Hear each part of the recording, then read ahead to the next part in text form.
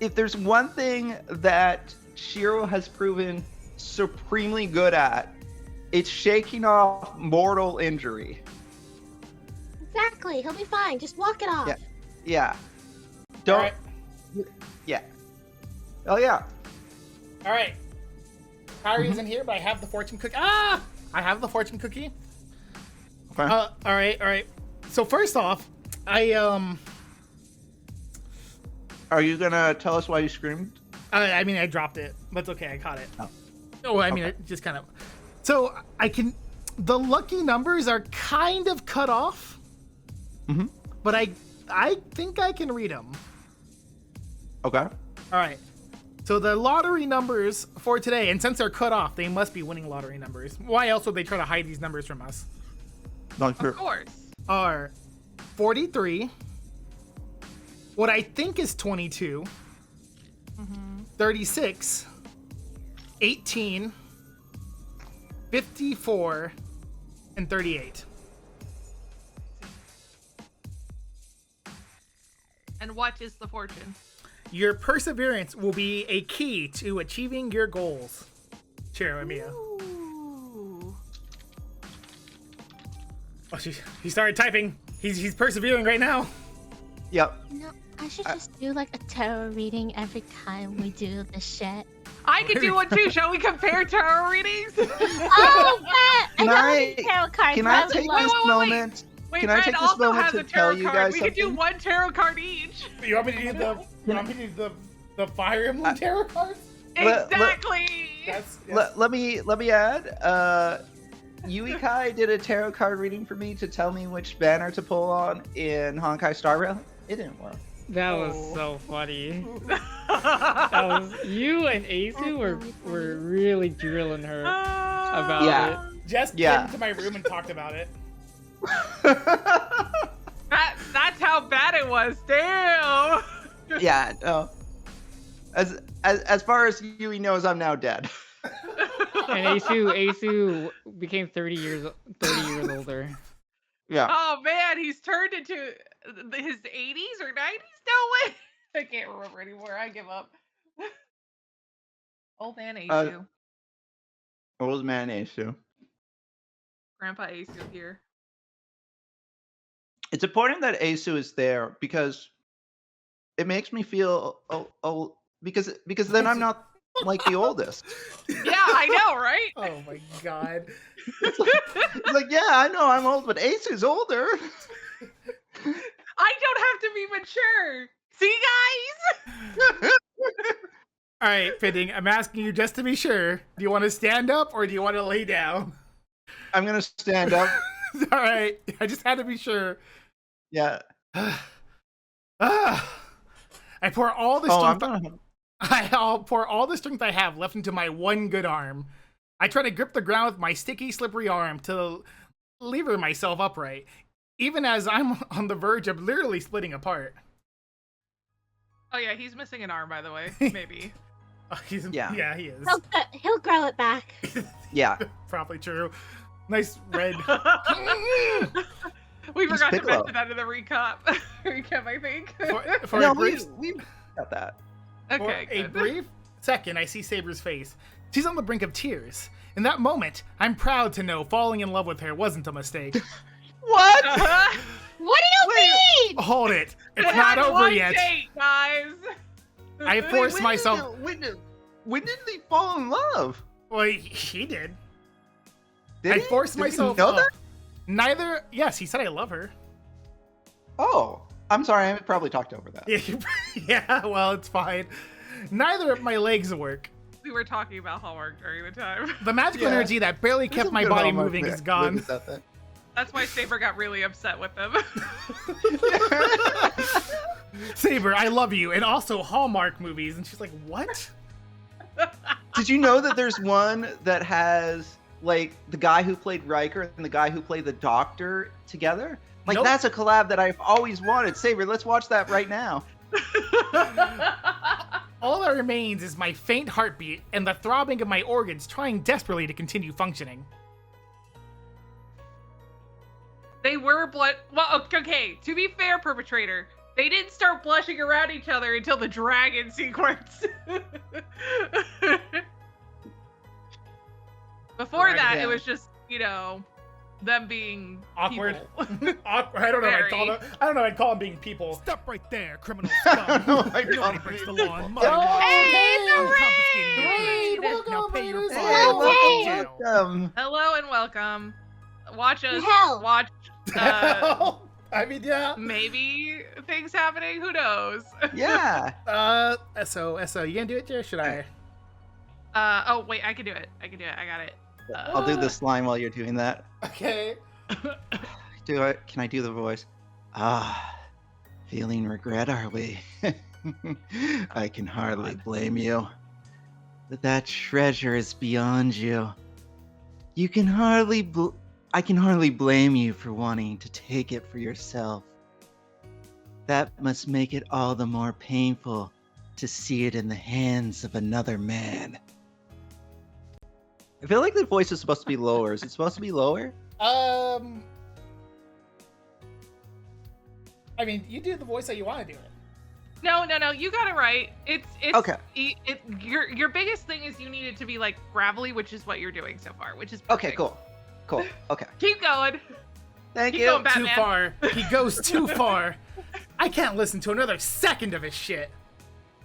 Enough. Hey, stop swearing in your inner monologue. That's super rude. Quit talking about Saber like she's just something to be claimed. I don't know. You were kind of doing that earlier though, just in a different way. I don't know if you were that much better. I poured what energy I can to my Gilgamesh right puts arm. his arm on Shiro's shoulder. It's like, maybe we can both learn something about how to treat women properly.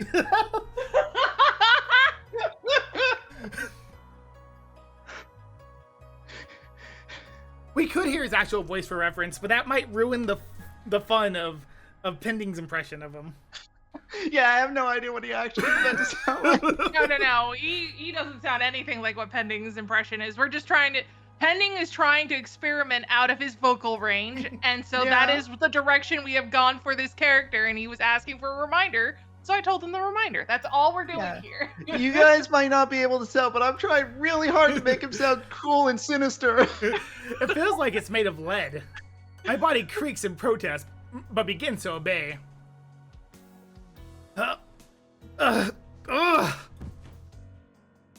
It's like how sometimes when I'm voicing characters, I have to listen to a character that I'm kind of basing it off of to remember how the character is supposed to sound. I pushed myself up to one knee. See, I'm not advanced enough to listen to other voices for reference. Damn it! I think Listen you are. to It me! doesn't take too much. And I try not to do mimicry, so it's not exactly the same. I take a deep breath, trying to focus what strength I have left. Every time I move, I feel my organs shifting around as if it was with minds of their own. That can't be good. That's Wow. Saber. Oh, That's Saber. okay. Whoever is Saber? Whoever is Saber. I'll be Saber for a little bit, and then we'll switch off. Hi, I Cool. can do it after. Okay. Okay, cool. Why do you understand that it is pointless? I don't remember what voice I had for Saber, but that's the voice I'm going with right now. Cool. Saber sounds like she's denouncing me. She's far away. In the distance, I can see her staring at me, sad and forlorn, and I thought she couldn't see right now, but it's not important. Nope, she definitely can't. Did we mention she's blind? I push everything from my mind to focus on making my body move. Saber's voice is just a distraction. Maybe she Gilgamesh's has your soul laughter. of blindness. The pathetic state of my body, in none of that is my biggest obstacle right now. Right now, it's Saber. I don't need this from you, Jay. Hearing her say that, seeing her looking like that, it's almost enough to make me give up. Finally, I feel What's wrong, life Red? flood into my knees. Now, all I have to do is get to my feet. Is this me? Yeah, Saber. No? Okay. I do not need it. I do not need your help. I have lost, and so I am no longer your sword.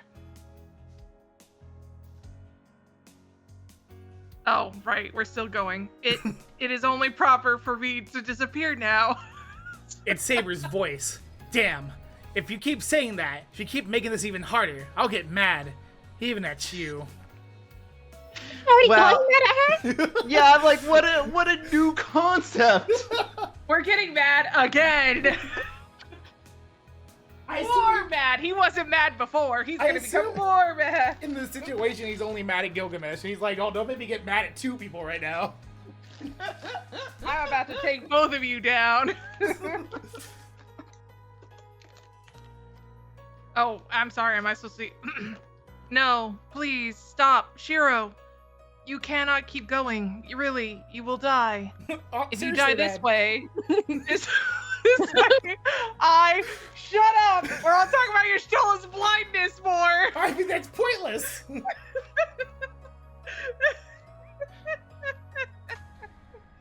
This is a really dramatic scene, by the way. Yeah, It a little really bit. is.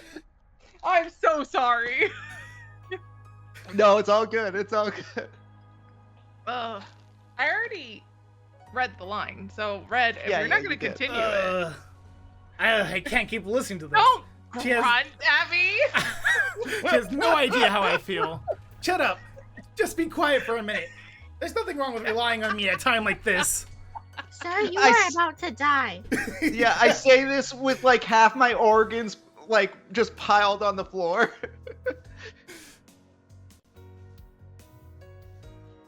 That is wrong. Shiro, please do not twist your priorities so.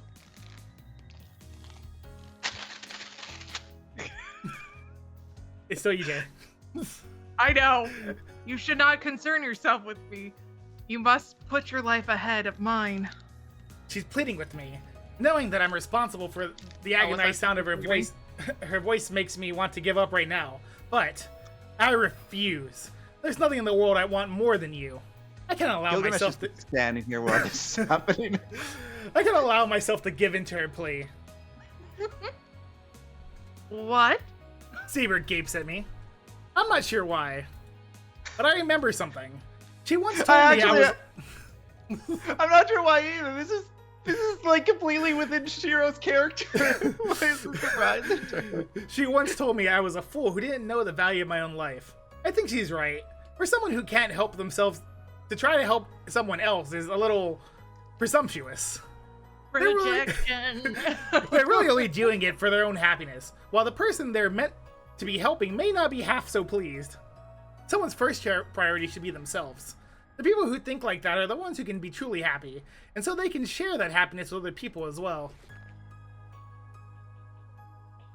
Yeah, I know I'm a fool who doesn't value his own life. I've been wrong about the most important thing in my life. From that day, the place in my heart where whatever is most important to me should have been empty. Well, it should have been was empty. But I'm grateful for that abnormality. Because now, that empty space is filled with a person I truly want to save. So this is the difference, okay. But Saber, even if I'm the most important thing in my life, nothing will change. You are so much more beautiful than my life could ever be. Nothing could ever replace you in my heart. And then I realized, it wasn't that I was sympathetic towards her. The girl in my dreams, the girl who fought and died alone, who I felt was never rewarded for all she did. I was in awe of her. I thought she was beautiful beyond words. The vivid image of her taking her sword and charging into battle, never looking back, was awe-inspiring. Yeah, that's why. That's why I'm eventually going to become an archer. Yeah, likely story. That's why I need to protect you, Saber. You were alone your entire life, so I have to make sure you're not swallowed up by the darkness in your last moments. Uh-huh. Yep, once this is all over, on the verge of your death, I hope you can go into your eternal slumber, proud of what you did with your life. Uh-huh. No more hesitation. My objective is clear. Sorry, I love you more than anything, Saber. So I'm not letting him take you. I regret the apology as soon as I give it, but I wanted to tell her. I wanted to tell her that now, of So all cringe. times, because the words could come straight from my heart. I don't know if you know this, Jess, but love confessions are cringe. ... I sense her gasping. I want to turn around to see her face, but no, I can't really see anymore. I can't really see anymore anyway. I stand up. As long as my heart is still beating. My head has long detached from my body. I don't know how many of these words actually escaped my lips. As long as my heart is still beating, I can keep fighting. Magical energy is life. As long as it flows through me, I can create as many swords for her as she needs. Why can't I feel my everything? Congratulations. You stood up. Now what? What do you expect to happen here? I feel a scorching heat in my right arm. Here, on the brink of death, I'm reminded of what happened 10 years ago. It's a terrible illusion. I feel just like I did when I was in the fire, reaching a hand out and hoping to be saved. Go away. I can't leave Saber to you. I say that as I raise my right hand. Fool, I have no need for your consent. No one Gilgamesh, cares about Saber's consent. Gilgamesh raises his sword. Yeah. Oh, I that mean, me? he's not gonna kill you because he wants Saber around. So I mean, That's true. Yeah, well, his alternative is to feed Saber souls, so he can get away with killing him, but he'd rather not have to. Yeah, he said that earlier. Yeah. Saber. Get down, Shiro! I hear Saber far behind me. I ignore her and use my remaining magical energy to protect the sword once more. The light stops me. A vortex of light rushes at me. It's not as strong as Excalibur, but it still burns away anything it touches. I'm sorry, my mind went somewhere and I just realized something cool. What? I was just thinking, like, oh man, whoever's gonna be voicing Archer in the next Shroud is gonna get to say Archer's cool, like, long speech, and I'm like, oh, I voice Archer. No, I'm looking forward to the cool speech. Anyway, sorry, go on with this. When the heat scorches my body, I don't think about my death. I think about Saber somewhere behind me. ... This will kill her as well as me. At least I need to at least protect her then. I'm gonna be the bone of my sword. I said what I do. It's what I've always wanted to do. She's strong, but at the same time, could break at any moment. She needs me. She's like a drawn sword. So to make sure she doesn't get hurt, I'll sheath her. Uh-huh. And then, before I realize what's going on, there's a sword in my right hand. What? the bone of his sword. I'm not sure who said that. Oh, it could have been anybody. But there was a Plompers. brief hesitation, apparently. At the same moment, the invincible knight in gold takes a step backwards. It must be Saber saying this. It must be. Shiro, allow me. Saber takes my hand.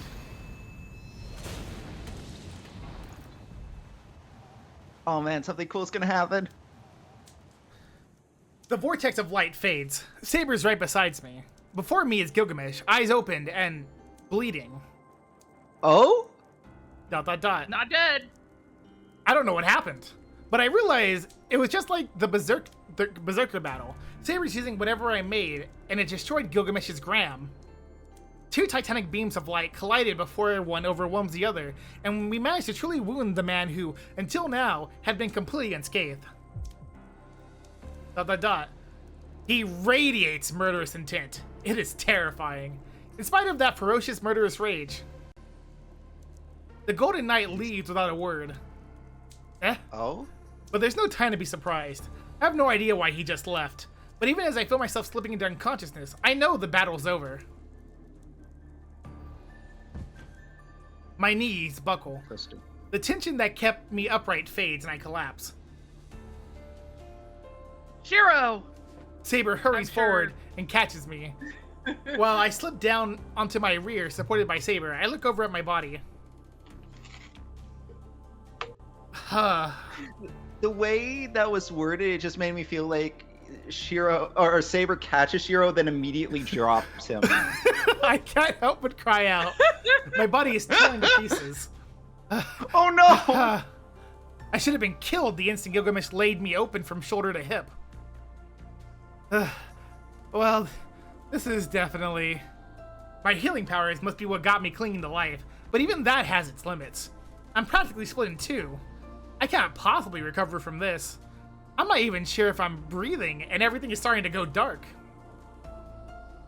My end is near. The only good thing to come from this is that Saber is okay. My wounds are fatal, but it looks like Saber was just exhausted. She's disarmed and her wounds are already healed.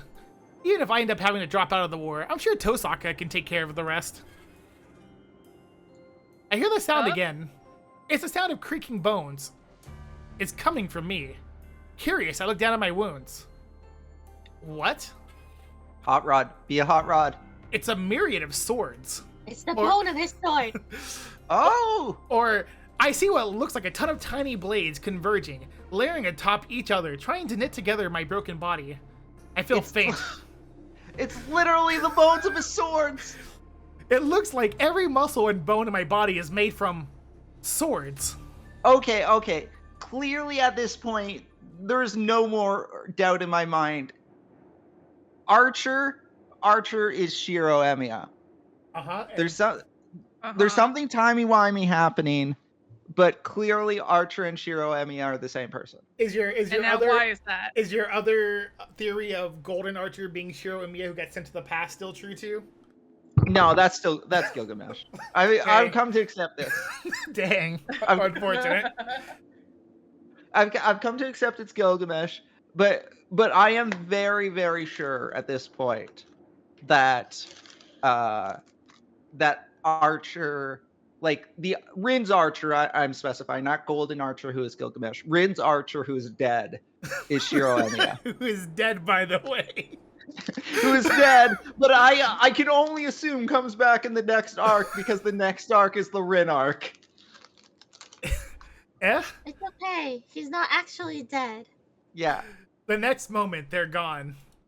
My body looks normal, and what I thought I saw a moment ago seems to have only been an illusion. As proof of that, my ruined flesh begins fusing together. My wounds close right before my eyes. It's more like restoration rather than healing. Rain is gonna be so pissed off. Looking at it, I feel a surge of disgust rather than fascination. Well, it looks like I'm going to make it. But this is just too... What a relief. It appears you will not die, Master. I hear Saber's voice in my ear. She's, really close. Uh-huh. Well, that's great. But my body, I want to ask what's going on with my body, but I'm so suddenly overcome with a dizziness. And then... Mostly because my organs are now swords. My body is enveloped in a soft embrace. Oh, you healed. Saber? No, I understand now. It makes sense for your wounds to be healing. What? I can't stay awake. I I don't understand what Saber's saying either. We're too going much with magical it. energy. My worn out mind just wants sleep now. I don't know how strong it is, but Saber moves closer and wraps her arms around me. She embraces me tight. Maybe not too tight. I finally understand. You were my sheath, Shiro. Her words penetrate deep into my tired mind. That sensation is so comforting, and the last of my remaining consciousness fades away. I finally realize I'm safe, and so I yield my body to sleep. Before sleep takes me, I find myself thinking, with a little foolish sadness, that this scene would be better if our positions were reversed. Oh my god, Shiro, shut up and just go to sleep so I can get water. I'll be right back. Okay. For the final time, I see the red hill once again. The last time we're seeing this. The red memory. I dive deeper into her memory, and I realize I'm seeing it for the last time. It's a memory of a certain night that I have seen many times already. If we ever see this again, then this game is a liar. After becoming king and killing her will so that she could devote herself to the will of her nation, her days were now marked by the resentment of her trusted knights. Every time she won a battle, Altria was made to fight more battles she didn't want. She continued to hide her sex, which heaped more suspicion onto her. All that awaited is the isolated girl was rebelling at the hands of her own family. Oh, by the way, just as an aside, yeah. in the Honkai Star Rail collab, I've gotten to the point in it where Saber appears. Yeah. Saber in it introduces herself as Saber, then says what her noble phantasm is, then says what her true name is, all in the same paragraph. Yeah, well, you know, if you're playing Fate Grand Order, if you summon Saber, the first thing she says is like, "Hello, Saber class server." Like, Archer Pendragon. I use Excalibur. Hi. Yeah, so there was absolutely no like, oh, like, are we gonna keep this a secret? I mean, and then from what other? Then Yeah. on her card, because all servants have cards in Fate Grand Order, it just says her name on it. They don't say the class; they just say their names on Well, them. to be fair, you are the master, so you should know who she is, so you can utilize her skills better. So I think it should be fine in theory, you know. Just Do your you opponents are not remember supposed to know who why she is. she didn't tell Shiro her true name? If I remember correctly, her rationale was like Shiro might be forced to like give up that information at some point, and so it was just safer if he didn't know. It's safer because Shiro is a super amateur mage, and once he gets kidnapped, he might spill the beans. Oh, That's true, but who's more of an amateur But mage? Jess? Saber takes one look at the Trailblazer and it's like, yeah, no, this person is trustworthy. I can. Obviously, he's terrible as that. All right. He's powerful. He has a stellar run. All right. Yeah. Yes. Who's a more amateur mage? Shiro Emiya or Fujimaru Ritsuko? Fujimaru Ritsuko. Wait, do I know for you Fujimaru? That's the main character of Fate Grand Order. He's the main character of Fate Grand Order. Oh, okay. Give me a girl too. You see, Shiro Emiya knows projection magic, even though it's really bad. Fujimaru Ritsuko knows nothing. I think one of my favorite lines from one of the Fate Grand Order animes is like, he's just like doing push-ups, and they're like, "Why are you doing that? Aren't you a mage? You don't know?" He's like, "Well, I can't use magic, so I think I might as well at least be buff." It's like Mashley. It's like I cast my fist in attack mode. Ooh. That being said, Fujimaru Ritsuko does have an entire he got a lot of servants of Fate Grand Order.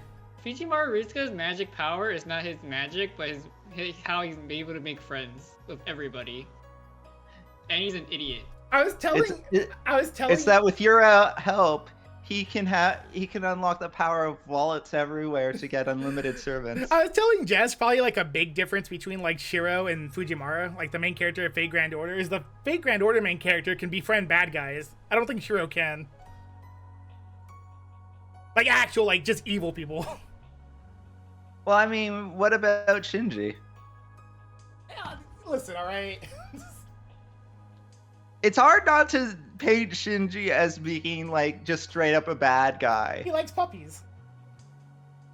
I don't think that's enough. The young knight took over the nation while the king was away on an expedition. The knight's name was MaoRed. The knight, son of Altair's older sister Morgan, was in fact King Arthur's King of Knight's own son. Altair was never able to have a child as a woman, but MaoRed had her blood coursing through his veins. It was not clear what happened to make this possible, but Altair's older sister, Morgan, loathed her becoming king. MaoRed was created as a clone, and served the king without knowing who his father was.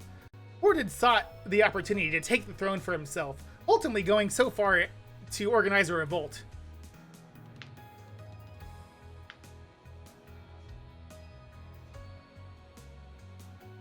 The revolt would end in what later became known as the Battle of Camlin, the final battle and the end of King Arthur. King Arthur learned of Mordred's betrayal during her expedition and returned with her weary army to invade her own lands. She defeated many of the knights who used to serve her. She attacked the land she once defended. Those few knights who remained loyal to her died. Only two left standing in the end were the king and her son Mordred. The combat between the two of them ended in the king's victory. But the king was not unharmed. Mordred was bound by a powerful curse and swung his sword even after dying, inflicting a fatal wound on the king. And so that battle ended. It was the end of her, the king once known as the King of Knights. It must have been a heart-wrenching. None of the battles she fought were painless. Every one of them, of the 12 battles she fought, was intense, but this final one was her greatest loss. She returned to her homeland, only to have to destroy her own army. She was forced to punish the knights who once served her, and had to watch those knights who remained loyal to her die. And in the end, she had to kill her own son. I have no idea what was going through her head in that moment, but I had to pray. I had to pray for the lone knight who tried to remain the king until the very end. I pray that this dream of her just before her death is the kind of dream a girl named Altria wants to see.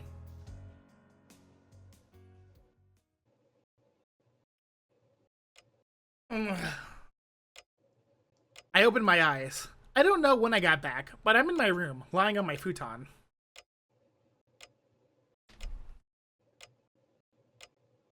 Saber? Oh, should I take Saber for a bit? That's fine. Okay. Shiro, you are awake. Saber, how did I, not you? You have been sleeping for some time. You are mostly healed now, so there is no cause for concern. I see. I guess that's good. What about Saber? She used Excalibur. She must be running low on magical energy. Then she probably healed herself, too. Saber, were you taking care of me the whole time? All I did was wipe the sweat from your brow. I cannot treat wounds like Rin. You dummy. You didn't have to do that. You're probably suffering, too. That is not true. My wounds were insignificant compared to yours. Oh, you woke up quick. However, on that subject, though your wounds have healed, they were severe enough that you may have died. You might be mindful of your body and its limits right now. Oh, you must be mindful of your body and its limits right now. You might have died, that's true. Getting cut in two? Yeah, you probably would have died. You have a chance of dying from that. Yeah, I mean, you were beheaded, but you didn't die, so... She's like a cockroach. Saber reaches for a basin of water that sits beside her. She draws a towel out of it and wrings it before wiping me off with cool water. If you really want to die, I'll just call Ilya. Well, honestly, what she does mostly just embarrasses me.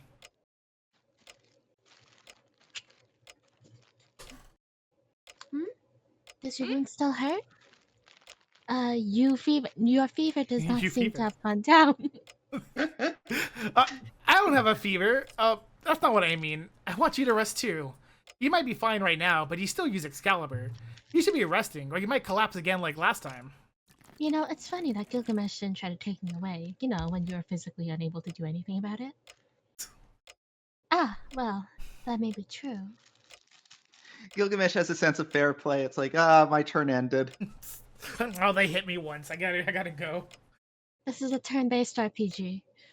Yeah. But I'm better off than you are right now. It is only proper that I should protect my master until the wounds are healed. How did we even get home? Oh, well. I think Saber carried us. I guess that think makes so, sense. She's got me there. Saber was fit enough to carry him home? So Yes. Apparently. Apparently. She is a superhuman spirit, though she was injured. She was severely injured, wasn't she? Yep. She looked pretty injured. When she says it like that, I can't really do anything but agree. Fine, I'm going to rest, so I want you to rest too, Saber. I won't be able to sleep knowing you aren't resting. Didn't we see an image of her, like, all bloody? I think it was implied that it was Shiro's blood, because she had already, in the dialogue, it said that she had already healed all of her wounds. From last week. Yeah, but she healed. She healed during that. Oh. Yeah, okay. she has auto healing. One of the two reasons Shiro is worried about her is because not only did she use Excalibur, she auto healed herself. Yes. Okay. That is true, and I do require sleep. Since you can't put me in the spirit realm. Oh, she can't put herself in the spirit realm. Potato. Nap. Saber nods in agreement, then wrings the towel and hangs it over the edge of the basin. I do my best to swallow my embarrassment as I watch Saber tend to me. You know, it's funny that Sakura's still alive. Like, she's still chilling. Somewhere, yeah. She doesn't know any of this is happening. She's just at home. Her brother's dead somewhere in a building. smashed by Yeah, she Ilya. doesn't. Yeah, she doesn't know her brother's dead. I have a theory, Uh-huh. and this seems ridiculous, but there's a part of me that thinks it's true. Uh-huh. I think that Gilgamesh's master is actually Sakura. I will go rest. Please take care of Shiro. The one thing that I'm like, they stated that his master is he killed his master, didn't they? Didn't they say that just recently? no, that was Castor. Castor. Yeah, Castor. The one reason why I'm like, it's probably not Sakura is just because he's been there for like 10 years. So Sakura would have had to summon Gilgamesh when she was like 6. Yeah, because she's like 16 or 15, so she'd be 5 or 6. Yeah, so that doesn't really make any sense. I mean, you know, theoretically possible. With a 6-year-old in It's a war. possible. 5-year-old, Yeah, 6-year-old in a war. And apparently Ilya's something. Ilya, You know what? is something. Ilya, it's 10? Ilya is Question not mark? 6, though. I can tell you that. Is there an official age for Ilya? There is, Yes. but they haven't told us. There is Is it like a spoiler if you tell me? What's her age? Yes. Wait, is it really a spoiler? There's a lot about Ilya that's a spoiler that they haven't got into in this route. It's like, All right, fine. we don't know I'll anything wait. about Ilya. It's funny Nope. how little we know about Ilya. Yep. Okay, cool. Ilya's actually 1,000 years old. Okay. Sure. 1,000-year-old vampire. Good Yep. night. Wasn't that the last game? Yes, the last game, Tsukihime does have a 1,000-year-old vampire. It's so funny, though, because, oh, man. I like Tsukihime. Oh, I forgot to say so earlier, but thank you, Shido. Oh, Okay, that's can you true. open my Servant- ramen packet for me? I'm very glad you're okay, says Saber, using 2 quotation marks for some reason. Whoops. Servants can change their master, so it is possible that even if Sakura wasn't the one that summoned Gilgamesh, she ended up with Gilgamesh at some point. Yep. Because she is from a She is from a a magic family. family. Yeah, I mean, Shinji said that Sakura doesn't know anything about magic, but Shinji doesn't know anything about anything, so Shinji only knows how to kick puppies. yeah, so I don't trust anything that Shinji said. Accurate. Yeah. There under the moonlight, I see Saber's smile. Her smile seems fragile. Maybe because of the pale moonlight. Before I get a good look, the door closes. Everything seems fragile about her to you, Ugh. Shido. Shiro, the longer you keep thinking her as a woman, you know? When Saber disappears into her room, I'm stricken by some sense of relief. Or maybe loneliness. I regret not telling her to stay here and just take my futon while I use my arm as a pillow, but that would be too much for her. Besides, if we did that, it'd remind me of that night inside the dragon. Ah, yes. I shake off the image that works its way into my mind. Too many things have happened today. It feels like an entire week has gone by just today. That's crazy, Randy. Can you realize that this is the same day that he had that terrible date? It is. My date with Saber was more challenging than fun. Then we got into an argument and I left, abandoning Saber. And then... Yeah, I fucking abandoned her! You did. ... No, Yep. I shouldn't think that until I've completely recovered. Not only do we have to Straight deal up with Gilgamesh... left her in like a city that was foreign to her, just standing at a bridge. To be fair, she's been there before. She has 10 been there years before. ago. She probably doesn't. She doesn't even have like spending money or anything. What is she gonna do? Hey, I want you to know, pending that very specifically, still needs- he left at the bridge. He's like, I've been here before. I blew up a boat right there. And then pointed at a boat at the bridge. So she is in the most familiar area for her, let's be real. She knows that bridge. Yeah. She knows that destroyed boat. But she She's doesn't know still- what to do around it. Yeah, I mean, Yeah. I don't know what to do at a destroyed boat either, to be fair. I mean, like, I don't think it was very responsible to abandon Saber there. And Exhibit A of that is the fact that she just stood there for the next 5 hours. She really did just stand there for 5 hours. She said she was Yeah. gonna go. She did. She was like, I'll do what I want to do, and then stands there being like, I don't know what to do. Someone didn't point and tell me what to do. She doesn't have like money. She doesn't have access to shelter. She doesn't have like work documents. She can't do anything. Yeah, I can't imagine. Japan's very anti no document, no work. Well, I'm pretty sure she could hide easily. She could just jump off she top could of a live building in or the- something. She could live in the abandoned boat for the rest of her life that she blew up. Not only do we have to deal with Gilgamesh, we have blah blah blah. We need to rest, recover, and regroup so we can be at our best, or else we don't have a chance at winning. ... This only happened a few hours ago. I think Saber said something about me being her sheath, and at the time I couldn't ask what she meant. I was a wreck and near passing out.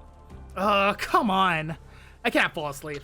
In Saber's dream, her face, resolute even on the brink of death, overlaps with the sight of Saber tinning to me. Then I hear her voice saying goodnight. The image of her frail profile and of the smile is burned into my mind. ... It's not a smile I saw in my dreams of her life. She says it to make her happier when she sees me smile. That just drives me nuts. I'm not sad, just exasperated. I don't know why it annoys me so much. I actually find myself getting angry. I punch my futon. The desire to lash out in the face of this frustration just completely overwhelms me. Shido, is something the matter? A concerned voice drifts in from the other side of the closed door. My breathing is heavy, so she must think I'm having trouble sleeping, which is technically true. Or oh nope, Saber. Okay. No, it's okay. But why are you still awake? Are you truly alright? If you're still in pain, I can remain by your side. Maybe I should go over... No, that's even worse. All the pent-up feelings I've been barely holding back will come rushing to the forefront if I see Saber now. Saber, can I talk to you for a bit? Yes, if you do not mind talking like this. We start talking through the sliding door. Since I can't actually see her, I think back on that smile, the last expression I saw on her face. She looked so happy, and when I think of it, I find myself getting more frustrated rather than less. I don't know why I'm getting so warm, but I still need to talk to Saber. I have to tell her that... This bitch just say I loved her like half an hour. Like, did he just recognize that? Or am I tripping? I don't think he understands No, that it, happened. so... Nope. I have to tell It's her... like how he doesn't understand what dates are. He just knows what other people do on dates. I don't think he understands anything. Even if I don't have the right answer, she is still wrong. That's wild. My voice, he's like, I'm not right, but neither is she. My voice trembles. My tongue feels heavy in my mouth. Once I say it, I won't be able to take it back. I'm fully aware of that. It's okay. Just, things are fine. So, you need to smile for yourself. I don't know this song. Some unknown music. Yeah.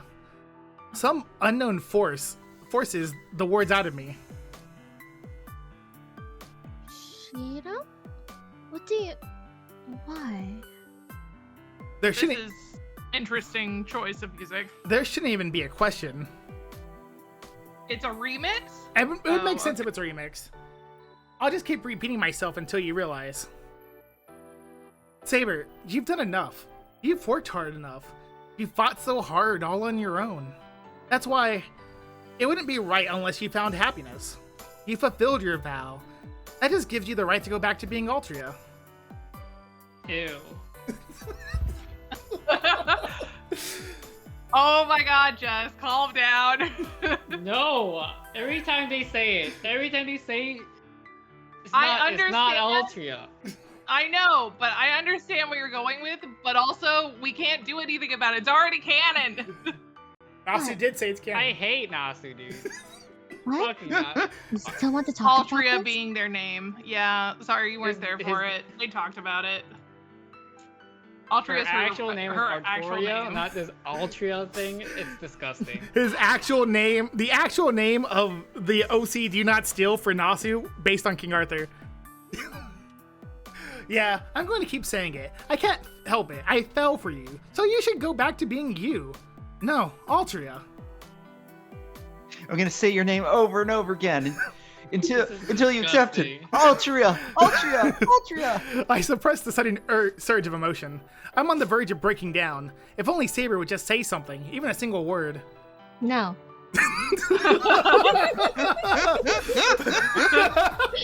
I did say a word. Shiro, please do not. If you say This that, is some full moon music. Yeah, it is. Her answer is unchanged. My heart aches from her determination. I have the power to make it go quiet.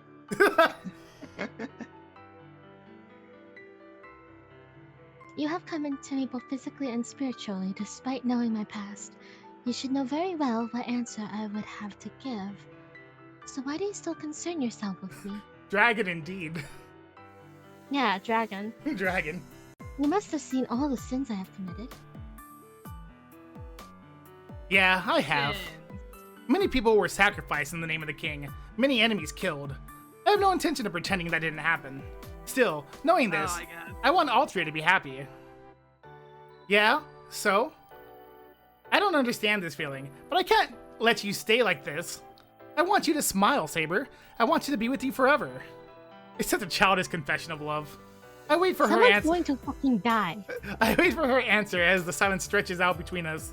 What Saber might be doing, or how she might be reacting behind that closed door, I have no idea. Are my words even getting through to her?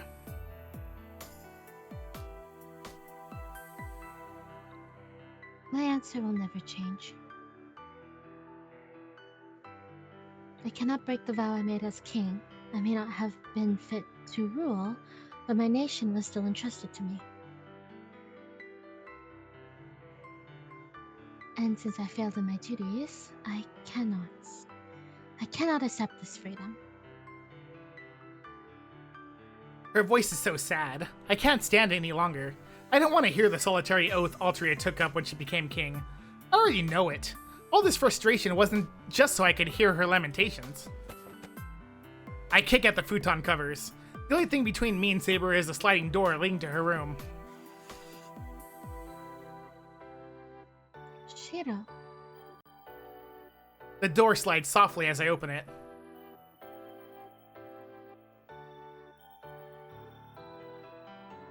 Dot, dot, dot. My mind goes blank. What was I so angry about? Why was I so sad?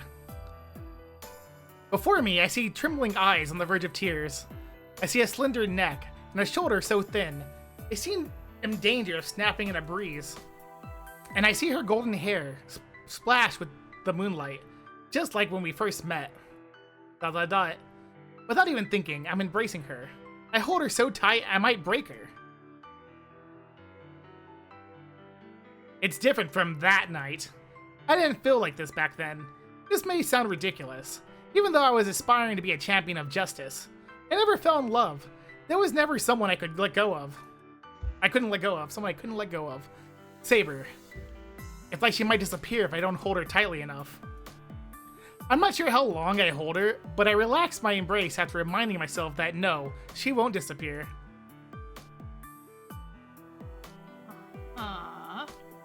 Inner Shiro, Peter Souls? what is this all of a sudden? What is the meaning of this? Even if you do that, I will not. She moves slightly in my arms. Her lips tremble. She's about to say something I don't want to hear. Oh. So I placed my lips over hers to silence her. I think about this last time, during the dragon scene also, is that like, whenever it's a scene they added, like it wasn't the original scene, right? They get crazy with transitions and stuff. Oh, is this Do is they? this Is different that than why the they're original? so the blinds? Yeah. I see. Like when they add stuff that wasn't in the original version, they're like, okay, well, you know, it's not the original version, so let's add some stuff. Whoosh, whoosh, whoosh, whoosh, whoosh, whoosh. Is this different than the original version? Yeah, somewhat. She trembles in Okay. my arms. I'm looking at Saber, but I'm not seeing anything. But my sense of touch has grown so much more sensitive now. I can feel the softness of Saber's lips. Our lips part. Saber places a hand on my chest and pushes me away gently. As one does, I guess. Shido, that kiss. She wants to say it was a mistake. Saber looks at me on the verge of tears. It wasn't a mistake. I'll say it as many times as I can. I love you and I can't let you go. If you don't want that, tell me. Tell me that our relationship is just master and servant. If that's what you really want, then say so directly. Reject me. Did she Sure, not I can do that right now. Hold on. He's like, well, I guess I'm going back to my room.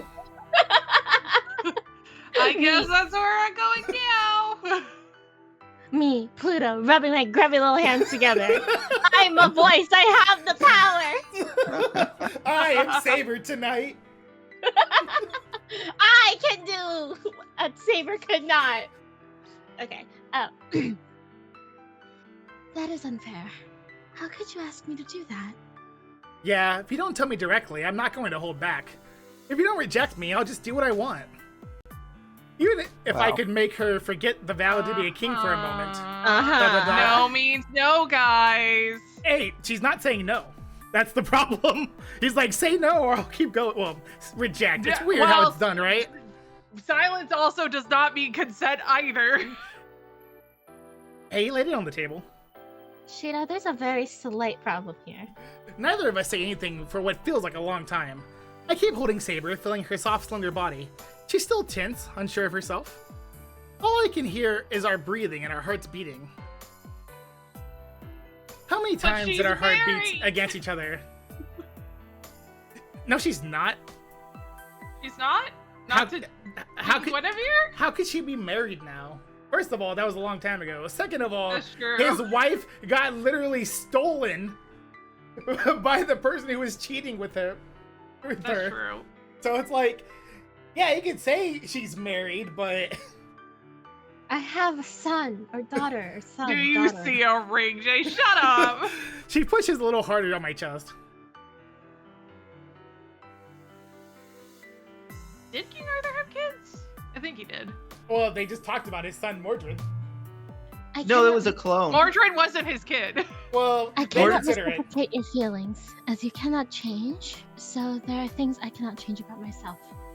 Wait, did I understand incorrectly? Didn't they just say Mordred was a clone in this version? Yeah, If but anything- technically, still the son. It's awkward.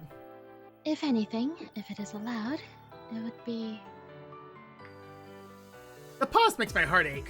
She bites her lip, trembling, as if confessing that what we did that night was not permitted.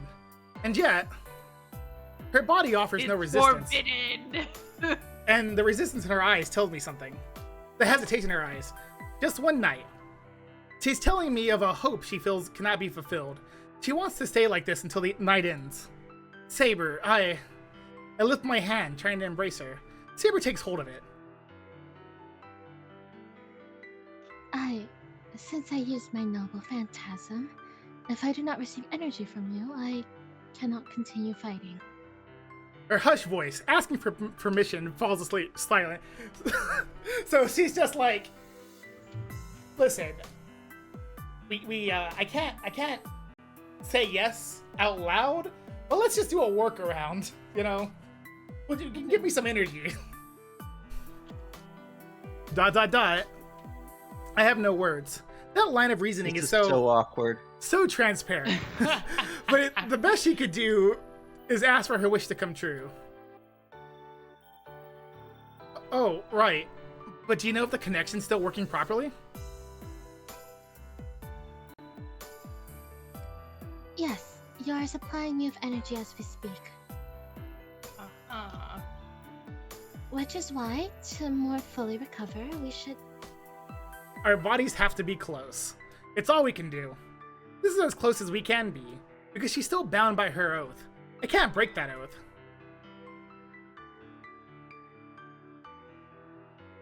Saber moves in my arms. I don't know what to do with the heat of her pressed against me. Holding Saber's slender body in my arms makes my heart beat faster, and I'm ashamed of myself for getting agitated. Saber's cheeks practically glow red. She looks so embarrassed. Are you agitated or are you horny? Calm down, Jay. I'm just saying, man. Jay does have a point. There is truth in this. He just declared his feelings for her. Whether he understands what that means or not is an entirely different question. Get back to us when And we're in now they have to Heavensfield, touch Sakura. each other. Get back to us when we're in Heavensfield, Sakura. Oh, shut up. Smile. Just, I know this isn't related to anything else, but I can't escape the fact that in this particular shot, the back of Saber's head looks a little bit like a hedgehog to me. I understand. Or whatever those And that's are. all I can see, yeah. Yeah, she's Yeah. Saber the Hedgehog. Yeah, she's Saber the Hedgehog. Oh, and so Shiro, if I may ask, please allow me to sleep with you tonight. When the sword and sheath are together, it is easier for them to restore their strength. And if we bring our bodies and souls close together like we did during that ritual... I like how she's not saying what the sheath is, which is hilarious. Yeah, I know. ... I nod silently. I'm much happier than I am embarrassed. I get to spend the night with Saber in my arms. Our bodies may not touch more than they are now, but we can be more intimate in our hearts. In our hearts, Gotta Jenny. keep it PG-13. Yeah, in our In our hearts. hearts. In our hearts. In their Didn't dreams. she call They're gonna have this. They're gonna have the same dream together, you know. Which won't be I that will hill, by have the you way. know, guys, sex is a very healthy thing. Just make sure you practice safe sex. Exactly. Well, I don't think it matters when she's not really alive. Well, but you kind of. know, I'm just saying, does. still safe sex. She has an ethereal I'm not body.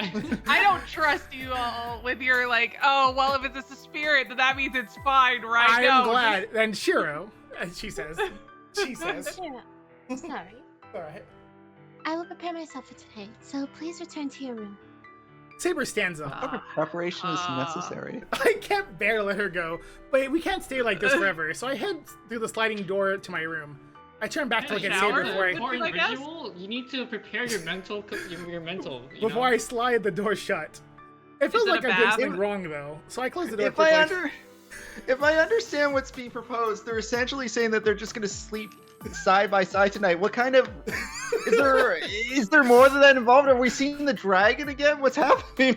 Gotta wash your hands, Sleeping you know? side to side with someone is a very intimate part of Japanese culture. It's hard. I would assume bathing is generally a thing They that don't have happens. separate beds. Yeah. I don't know why I find myself sitting on top of my futon. My mind won't slow down. It's practically doing somersaults just as the thought of sleeping with Saber. This is for her, to help her, to grant her a small wish of hers. If I keep granting these small wishes for her, it'll add up and maybe Saber will learn to smile. But the war is nearing its end. I don't know how much time we have left to keep doing this. I at least know I won't get to see that dream anymore. That's true. It was explicitly said that we wouldn't, so Excuse me, This Shiro. this game better not lie to me. The sliding door opens. I shake away the depressing thoughts circling in my head and look to Saber. I turn and look up at her. She's... ... I quietly gulp. She's what? She's a figure of pure white in the darkness. Seeing her, all the restless worry I felt melts away. She's just too beautiful. My heart is unclouded now. Do you think it is strange for me to be in this? No, absolutely not. It's just you're so beautiful. I don't know what to do. I guess getting ready means she's gonna put on sleeping clothes and not just the shirt she always wears. But she was sleeping before Shiro like interrupted him. Like she was sleeping in the other thing before. It's not as if she got changed before he got there. We know this because he just opened the door without even asking her. It's lighter So this clothes. was the clothes. This was what she was already sleeping in. She decided to change into different sleeping clothes for this occasion. You know, that's what people be like sometimes. I noticed Sometimes something they're unintelligible different sleeping clothes. about how difficult it makes things when a girl's It is too a pretty. cute dress, though. I will say the dress is It cute. is. Even if I explained it to Saber, she would understand, but my mind practically shorted out. Wait, I'm surprised that Saber has like more clothes. Actually, I thought she'd just make. This it must more, be like, Rin's weird. clothes, right? This is Rin's. May I go Am I- over that, Shiro? my headcanon is she just magics whatever clothes she wants. Yeah, that's what I I thought. think that's I thought she probably was magic what it with is, clothes. right? I'm pretty sure Yeah. it's Rin's. This is Rin's clothes. Why does Rin She's have wearing Rin's clothes? Yes. Did she go over to ask Rin if she could borrow her pajamas so that they could Rin sleep gave Rin, next to each other? Rin gave What her the fuck? clothes. That's why it took so long. She had to go over to her room to either get permission and or steal this. Wow, he's Hi, Rin. wild. I might have sex tonight. Can I wear your For the pajamas? first time, I realized she has beautiful, perfect toes. What a thing to look at, Shiro. While Saber walks across the Oh my tatami mat God, floor you're the to get close, person. I get off the futon and pull the blanket back to her. I realize I'm the one. I'm one pillow short of the two for us to sleep together, but it's too late. Saber and I sit side by side next to the futon. One room, one futon, but Saber's with me. I shouldn't be having any more impure thoughts, but my face feels like it's on fire. I can't even look at Saber. I don't know. You've been looking at her toes. That's what I'm saying.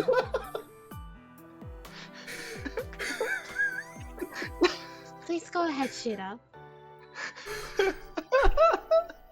And no, just you go ahead, reminds me of Saber. all the scenes about authors writing sex scenes that are male, and this is hitting a lot of buttons, and I'm just like, yep, no, there it is. I can say the original sex scenes were not good. They were thrown in there. I'm sure they were. You can tell that men wrote it. I definitely can. Well, we're not going to get anywhere like this. So I hurried. Definitely not. So I hurry to the futon and make room for Saber. I thought I would give her the pillow, but she gently pushes it back to me. Sorry, I don't know why I find this all so very funny. Take this, Shiro.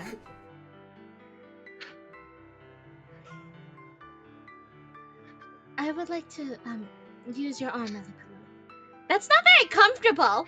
Her words, barely a whisper, make my heart skip a beat. Saber's surprisingly calm as she nestles into my arms. It's like she's settled in herself more than I am holding her. How to tell if this cutscene is written by a man? A blade Let's and see. sheath. I remember Saber's words. Saber's about to drift off, pillowed in my arms, like a sword Oh, in you its can sheath. absolutely tell it was written by a man. Her warm, Oh, soft yeah. scent is close. It closes in and calms rather than excites me. ... And oh, remember Jay, don't forget this. This part's extra important. Saber used to be a What? guy, and so she still has a bunch of her guy qualities. Yeah. So the author still thinks So- of her kind of as a guy himself. I'm fine with that. I'm just saying. I just think that's even funnier for this scene. If I think Oh about it yeah, that way. especially the sword and sheath thing, you know? I'm just saying you can tell. Oh, for sure, obviously. Saber's hand reaches for my hand. I take it inside the blanket and intertwine my finger with hers. And we drift off to sleep in silence. But before that, You know, when I Oh. wasn't sure about Same whether here. or not my sex scenes for my characters was good, you know what I did? I did research. I really wish, you know? I call out to her as she lays beside me. I want to ask her at the end. I want to hear again why I desire her so much. You know what? That reminds me. Like, I'm assuming because, like, I know they weren't a big company at this point, but this was a big enough company that it would have had like a few people in there. Like, he didn't write this by himself, right? At the very least, he had like, Wait, Someone wasn't look he- over it? I don't yeah, know if he wrote like this by these himself things or were not. workshopped, right? I don't I know. don't- Certainly, this revision would have been workshopped with people.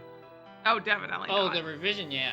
Yeah, I feel Not the like original, Shiro. for sure. My magical Yeah, energy should be fully replenished by tomorrow morning if we continue as we are. By tomorrow, I will be able to fight as your servant. people read Saber. and approved every one of these lines That's all without I need, like Shiro. without like further revision. My role is to protect you and to obtain the Holy Grail. Until the war is over, I cannot think of anything Maybe else. there wasn't any girls in the team. Probably weren't. yeah. Let's be real. You know what? That is very believable. Yes. Can you believe that he tried to make the main character a girl Do you and know Saber a the play, boy? Shiro? Oh man, it's probably better that the main character is a boy because he talks a lot and he's not very smart anyways. I just need a woman to write a Fate's Otome game. That's all. I mean, they have Probably fate scenes by women now, don't they? You know, to be fair, I don't know. I don't know if it works correctly, but you can look at the Fate Grand Order Valentine scenes, but specifically the boy ones, not the girl ones. Wasn't Arjuna designed by a woman I don't artist, know who or am I Arjuna wrong? is designed by. I don't know who wrote his story either. It could be anybody who wrote it. It could have been not True. They have a lot of people who write different things, so. They do. But yeah, if you ever want to just see random like Fate stuff, but like for girls, then watch the boy Valentine scenes. What is that part of Fate Grand Order? Fate Grand Order, every Valentine's Day they have voice scenes. When you give or get chocolate from the servants. Yeah. Sure. So you can just do like be a girl and watch the boy scenes. Right. Okay. Sure. You've decided to fight to end this war. And you can probably flirt. In Fate Extra, you can definitely flirt with them. It's so funny though, because like in Fate Extra, if you decide to play as a boy and then choose Archer, Archer is just a bro. It's so funny. Like, if you're a girl, Archer's gonna like treat you kind of like how he treats Random, a little bit different. But if you're a boy, he just comes up to you and starts doing bro talk with you, and you're like, "What the hell's wrong with this guy? Why is he doing this?" I kind of want to see that though. He's just a bro. Yeah, Just a I bro. want to see Archer interact with his bros. I want that experience. I can't argue that point. If we want to solve our See? problems, we first need to end this war. I'll see if I can find it. I'll see if I can Thank find you. it later. He's just a dude, bro. Yeah. To start, I won't be able to protect Saber unless I defeat the man who's after her. Bitch, he But- could protect her to begin with. Is there really a way I for us mean, he to did manage to hurt Gilgamesh, where Saber couldn't. Is there really a way for us to defeat the King of Heroes? Well, Da-da-da, kind of. I da-da-da. mean, he hurt Gilgamesh in the way that he created a sword that he gave to Saber. Yeah, I'm just saying, Saber can't defeat Gilgamesh by herself. Yeah, they're kind of Yes. they're kind of a team. Yeah, they are. Like neither one of them can defeat Gilgamesh by themselves, I think. While the two of us lie quiet, we look into the tranquil darkness. I don't know how much time passes. My eyelids grow heavy, my body cries out for rest, but our entwined fingers stay warm. Saber? I feel like Uh-huh. Oh. What pending? Yes. nothing. I was just thinking, like, I feel like if you're gonna have your fingers entwined all night, that's gonna get Let us do the uncomfortable. thinking tomorrow. A lot of it. A lot of this cutscene is uncomfortable. No woman would want to sleep on a guy's arm all night. That's a mistake. Or maybe a man We'll would. do tomorrow. And no. Oh, maybe A guy man wouldn't want. would. Oh, listen, a guy wouldn't want a girl sleeping on his arm because that's gonna Because fuck it'd up go your blood numb. flow. Yeah, your arm's no, gonna go it will- numb. It will fall asleep. Yeah, it will fall asleep. it's a rough life, honestly. It's gonna be so uncomfortable. It's okay. Yeah. He'll just heal it through it. God. His swords will come through every single time it starts falling asleep. Yeah. She wakes up, and instead of like his arm looking normal, his arm is just like covered in sword now. We may come up with a good idea tomorrow, and Kitty, they did that because they didn't care about what you thought about it. She just wants to sleep together like this. She holds my hand gently as she says so. Yeah, I was thinking the same thing. yes, good night, Shiro. When we wake, matters will return to normal. I lean my face close to hers and close my eyes. The last thing I see is Saber smiling warmly. I don't care if that moment of vulnerability was only for tonight. The hand holding mine right now is so warm. It's more than enough for me, and I fall into a Oh, God. satisfied sleep. It's too warm. Ah! The end of the battle. Once everything is over, I'm not sure if I can keep holding this hand. And then I'm silence settles in. Man, it's really obsessing over the hand. Man, I wonder how Sakura's doing. She's fine, I'm sure. Good news, we'll find out when we wake up and the first thing we see is Sakura standing over us. Oh, it'll be really funny if it's actually Ilya being like, "What you doing?" Oh, okay. In that case, I wouldn't be able to voice Saber. Nope, Yeah. that's fine. We'll Matt. figure it out. I got you. When I awake, the sun is already up. My room is dimly lit. It feels like it's still last night, but I quickly shake my head to banish the thought. It's cloudy outside. No wonder I didn't wake up. The added darkness seems to have done a lot to help my sleep-deprived body get some actual rest. A glance at the clock tells me it's past 1 in the afternoon. I am way past the point of oversleeping. It's well after 6 right now. Saber, are you awake? No. There's no answer. Saber's still next to me. Oh, okay. Silently curled and still asleep. Once I'm not sleepy anymore, I wake up, but Saber has to recover her magical energy. Considering how much she slept in the past, I doubt she'll wake up until later in the afternoon. I leave my room without waking Saber. There's no reason to wake her. The real danger is at night. There's no way Lancer or Gilgamesh will appear while the sun's still out. So we need to come up with a plan. I don't know about Lancer, but Gilgamesh will definitely show up tonight. Given his personality and the murderous look he gave us before he left yesterday, we can definitely expect him tonight. But what should we do? He has an infinite supply of noble phantasms, and one of them is stronger than Excalibur. Berserker was a hard enemy to defeat, but we still managed. We managed to find an exploited chance to turn the tide against him. Not this guy. If he shows up now, it wouldn't even be a contest. One blow from that noble phantasm, Ia, and we're finished. I need to think of something. There's not much time till the sun sets. There won't be an end to this if I think on my own. If Saber, Tosaka, and I can't think of a plan, then... the church. Maybe that overseer priest might know something. He might have a plan. Last one, but you can try anyway. In the thing? Did we get another weapon out in the menu? Graham was already there. If we did. Okay. I don't know if There's Graham was nothing there else in before. there? Oh, I can get Graham to get added. He might have a plan that could help us deal with the mess we're in. The King of Heroes, Gilgamesh. Kotomina said he would find some way to deal with this servant who survived the previous Holy Grail War. If we can't think of a countermeasure, Kotomina might have already thought of something. Maybe. I walk up the hill. The sky is blanketed with an ash gray clouds. ... The church sits alone on top of the hill. There's nobody there, and not a sound to be heard. I'm gonna quickly grab some water. I'll be right back. Okay. Not even birds chirping. Maybe that's because it's so gloomy out. The place looks more ominous than holy. It looked like an execution site. I walk up the long hill and cross the wide open square, ready to be judged for my sins and cast down into hell. The hell am I talking about? That's no metaphor. Besides, the church is a place where people die. Hospitals work to prolong a person's life, but plenty of people die there. Churches are like that too. In that sense, death hangs over this place. What do you mean, sir? The wind... People are already dead by the time they get here. The wind's cold. I pull up my collar and climb to the church's stairs.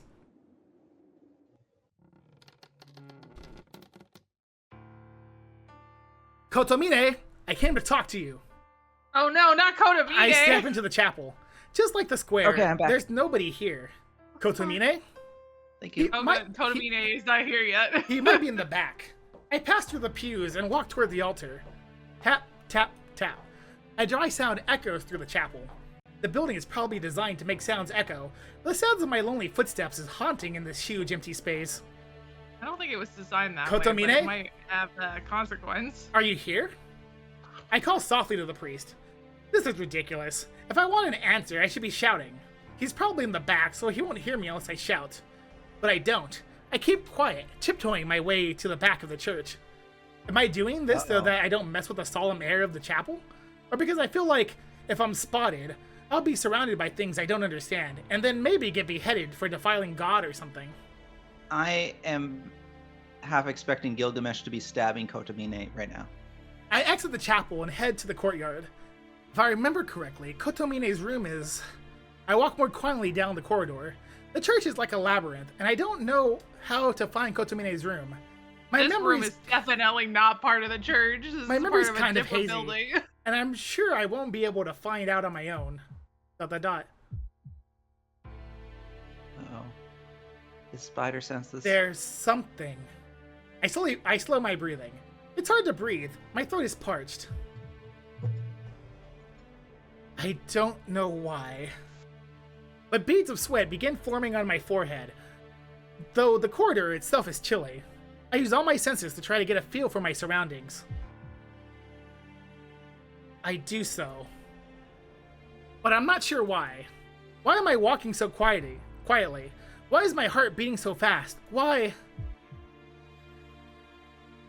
do I have such a bad feeling about this place? ...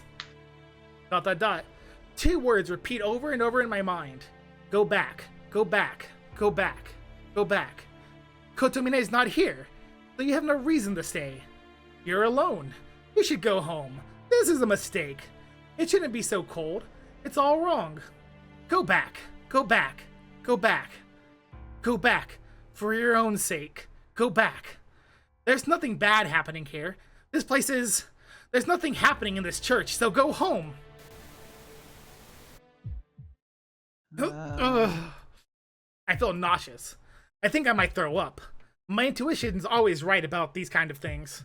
For an untrained mage, I have a pretty good danger sense, which is why my feet don't stop. I try to get my racing heart under control as I search for Kotomine's room. And then I run to a deep darkness. There's a... basement? I spot a set of stairs. In the deep shadows, I see a recess that I normally overlook. In it, I see a very, very narrow staircase. ... I shouldn't go down. I can bet Kotomine won't be there. There won't be anyone down there. There's nothing there. There won't be any There won't be any There won't be any... I shouldn't go in there. Ugh. My neck stiffens. What is with this red text? I shouldn't. I should.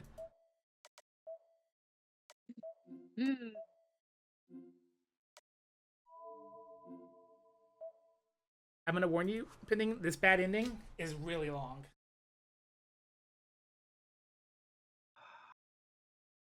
Okay. I can imagine why it might be long. So here's the thing. Uh-huh. I'm pretty sure go back home is the correct answer.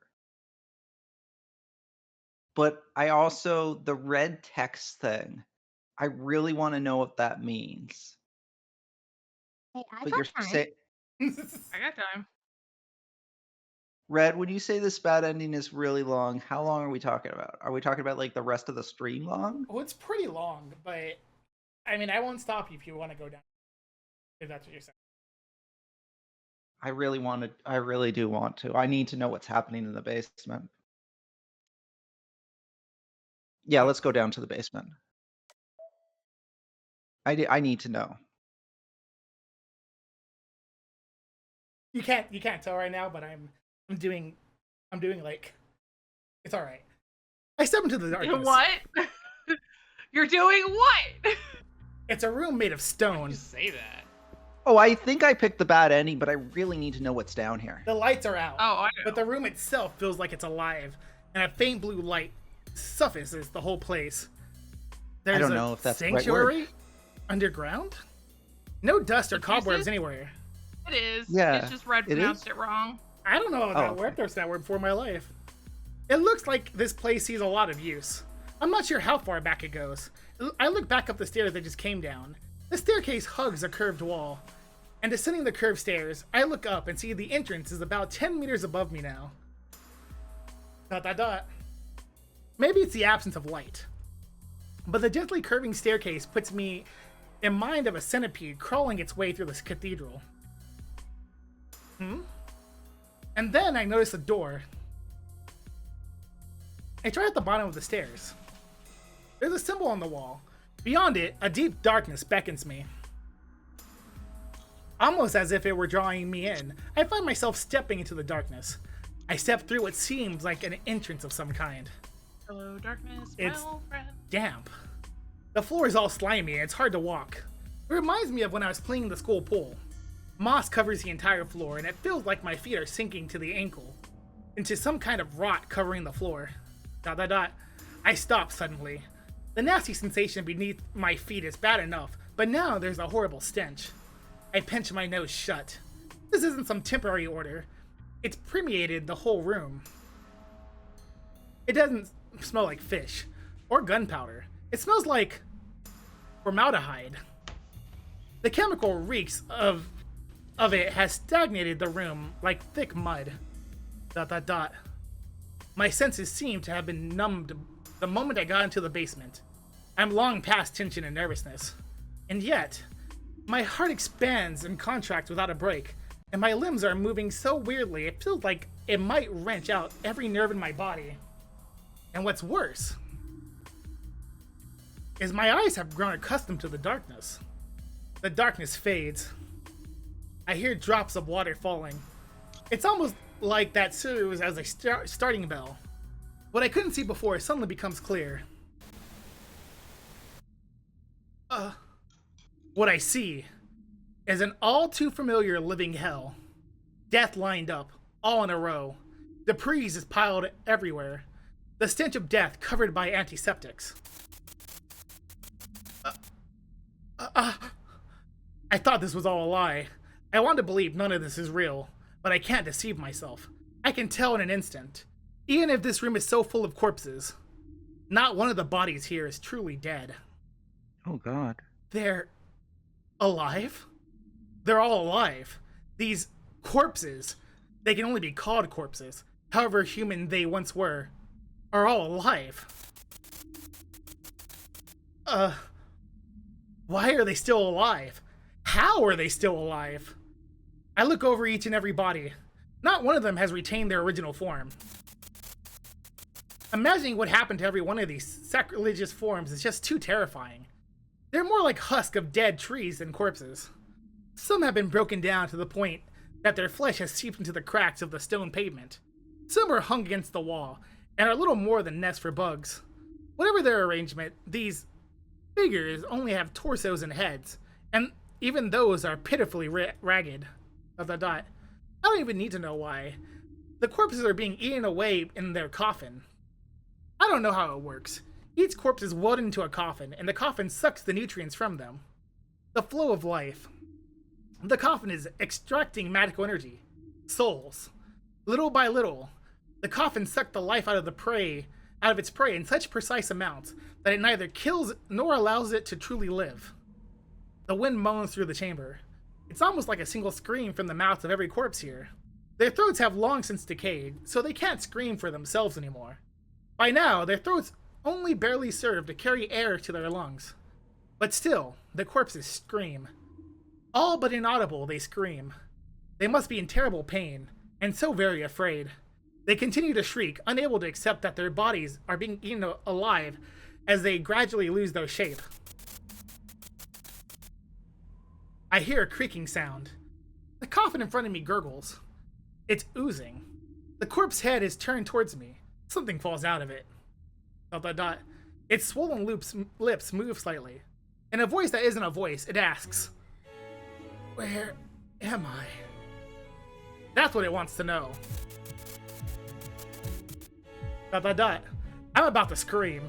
No, I can't even scream anymore. Where am I? It didn't say it was in pain. It didn't ask for help. It just wanted to know what this horrible place is. I'm trying to understand. Did that child find themselves in this state when they came to? Before this, they must have lived a normal life, slept normally, but one day they woke up and found themselves here. The question must have come from the hope that this is just a bad dream, being trapped in a coffin, unable to move, their limbs rotting. ... My heart's breaking. This is so unimaginably horrible. But why? Why do they seem so strangely familiar? I've never seen any of them, but I recognize every one of the corpses. This is my first time here.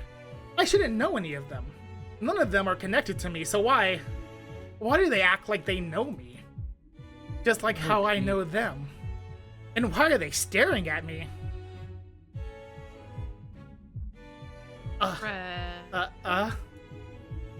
And I have another question. Okay. Each of them shares something in common, unless it's just a coincidence. Why do all these corpses look like children of the same age? Red. Are these victims of the fire, Red? And then They are. I think they are. Go, priest. Ah, welcome, KyrieAI. It comes out of nowhere. A hand clasps my shoulder from behind. The voice is friendly, like a greeting from a close friend. Gah. That's crazy. I go completely stiff with shock. I can't even turn around. Hey, KyrieAI.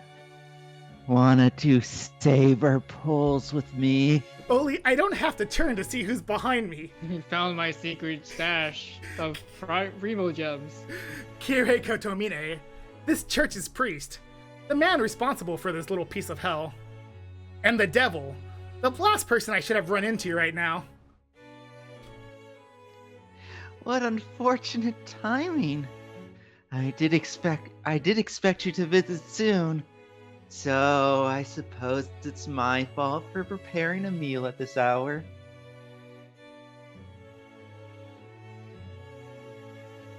Do you recall how I failed to be hospitable last time? I attempted to be more considerate this time, but it seems we missed each other. ... I can't say anything. The priest's hands rest heavily on my shoulders. I cannot, however, condone you trespassing. You might see something you shouldn't.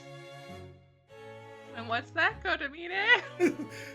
And then, having learned the truth, well, that might set our relationship back quite a ways. The priest sounds more cheerful than I've ever heard. As Kotomine stands there behind me, hands on my shoulders, I can tell he's smiling. ... It's indescribably terrifying. What's the matter, KyrieAI? You have come to talk, correct? There is no sense in being quiet then. This is a surprise. Is this such a bizarre sight for you? He sounds so cheerful, even when he's saying such horrible things. Does this man not feel anything in the face of this horror? Ugh. You guys like you made it, right? That's true. I'm so happy. Do I even need to comment how horrible this is? I want my food. Oh, how cold of you. Proper manners dictate you should at least say it is not. Wait, you should at least say it is not? As in, what? Oh, answer the question, okay. Yeah. Proper manners dictate you should at least say it is not, whatever you might think. These are practically your brothers and sisters after all. I do not think they would appreciate such rudeness.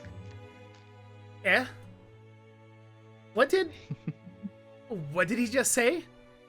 And so happily. What did you say? I said that these corpses are practically your siblings. By whatever means, you all survived that hell. You may not be related by blood, but I believe you all share what amounts to a familiar bond. Am I wrong? ...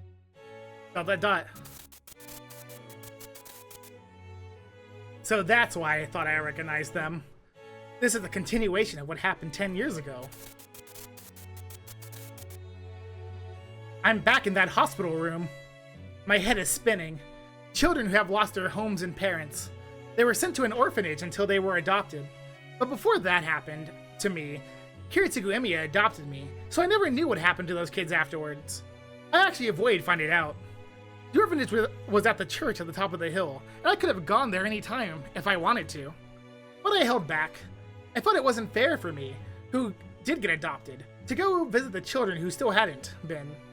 That's why I decided that if I were to meet them, it would have to be in the town. We would bump into each other, chat idly to catch up, and most importantly, have gotten over the fire in hell. As small as our town is, I always dreamed of a reunion like that, but it never happened. Koto. Mine. That is correct, Shiro Emiya. Had Kitsurugi Emiya not adopted you, you would have shared these things' fate. Good night. Do you understand? You were the only one who was saved. While everyone else died, equal. You were the one that violated this harmony by surviving. What do you think? Do you not find that just a little unfair? My heart starts beating again. I had been frozen stiff since a moment ago, but suddenly I'm able to move. Oh, don't mistake me. This isn't criticism. On the contrary, your situation is a delight. Your talent for survival is impressive. Honestly, I did not expect you to last so long. That is why I thought to reunite you with your siblings here in your final moments. You piece of... Lucky boy. I plan to close this place after today, so you barely made it. For the past 10 years, I have kept them alive as fodder to sustain servants. But that is all coming to an end. I can no longer collect the same quantity of robust souls, all steeped in agony, as I once did.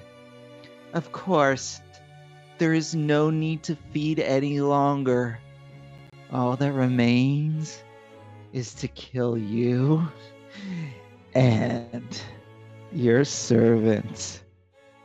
You fucking piece of shit! Wow. Language. Those words shatter the restraints that had been holding me still. I move my paralyzed body. Pushing clear of the hands up on my shoulder, I leap forward and whirl around to face the priest. Kotomine! It was you!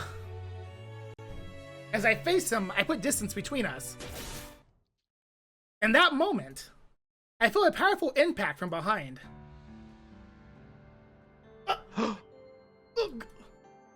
That's weird. I can't breathe. Something sharp protrudes from my chest. Is it Gilgamesh? It looks like the head of a spear. That can't be. How could No, a is it spear Lancer? be growing out of my chest? You're an idiot. That's not a sword.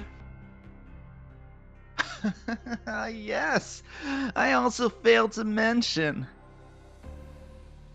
Allow me to formally introduce you to my servant. Ugh. I turn around. There. How can you turn around with a thing? Well, whatever. His head? In your head? I don't know. I see a blue-colored spearman, his weapon thrust through my chest. He jerks it free. At the same time, a searing intense pain rocks my entire body. Red splatters the floor. I'm all over the floor, guys, sorry. I collapse onto the slimy, mossy ground. I try to push myself to my feet, but my body is too heavy. I can't move. While I may not be paralyzed anymore, my body isn't capable of moving for entirely different reasons now. This is the third time Lancer killed Shiro.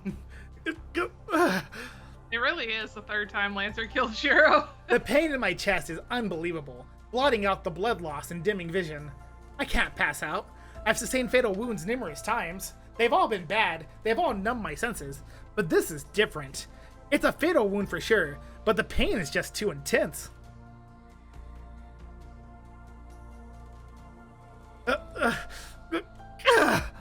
My vision distorts.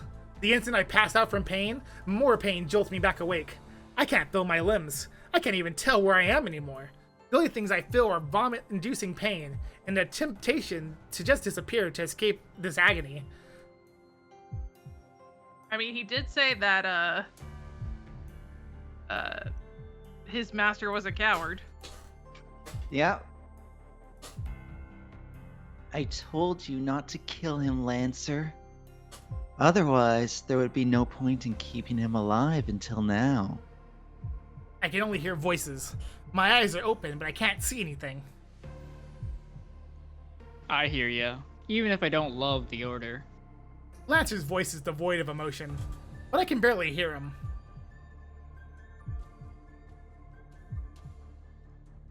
I take it this one's me? Yeah. Fine. Then we will begin our preparations. A servant can sense when their master's in danger. We have about 30 minutes until Saber arrives. Kotomine, this kid's not gonna last that long. If you want him alive, you should stop the bleeding. That will not be necessary. If he dies, so be it. My mind is fading. The pain finally becomes too much, and my mind lets me faint. I stop the pain by digging into my wound. The pain resumes. I'm on the verge of sinking into oblivion, only to be dragged into a world of searing pain. I want to die. If this pain isn't going to stop, I want to die right now. I know that. I know, but if I faint here, I'm never going to wake up. I can't even remember what I'm doing. I feel like I'm just drifting through white-hot pain that will burn me to nothing. Saber! I grit my teeth, trying to endure the pain, and trying to cling to my own fading awareness. I can't end it here, all here. I can't let myself drop out of the war so easily. There's still a promise I haven't fulfilled yet. If I believe she is the most important person in my world, I can't just disappear here.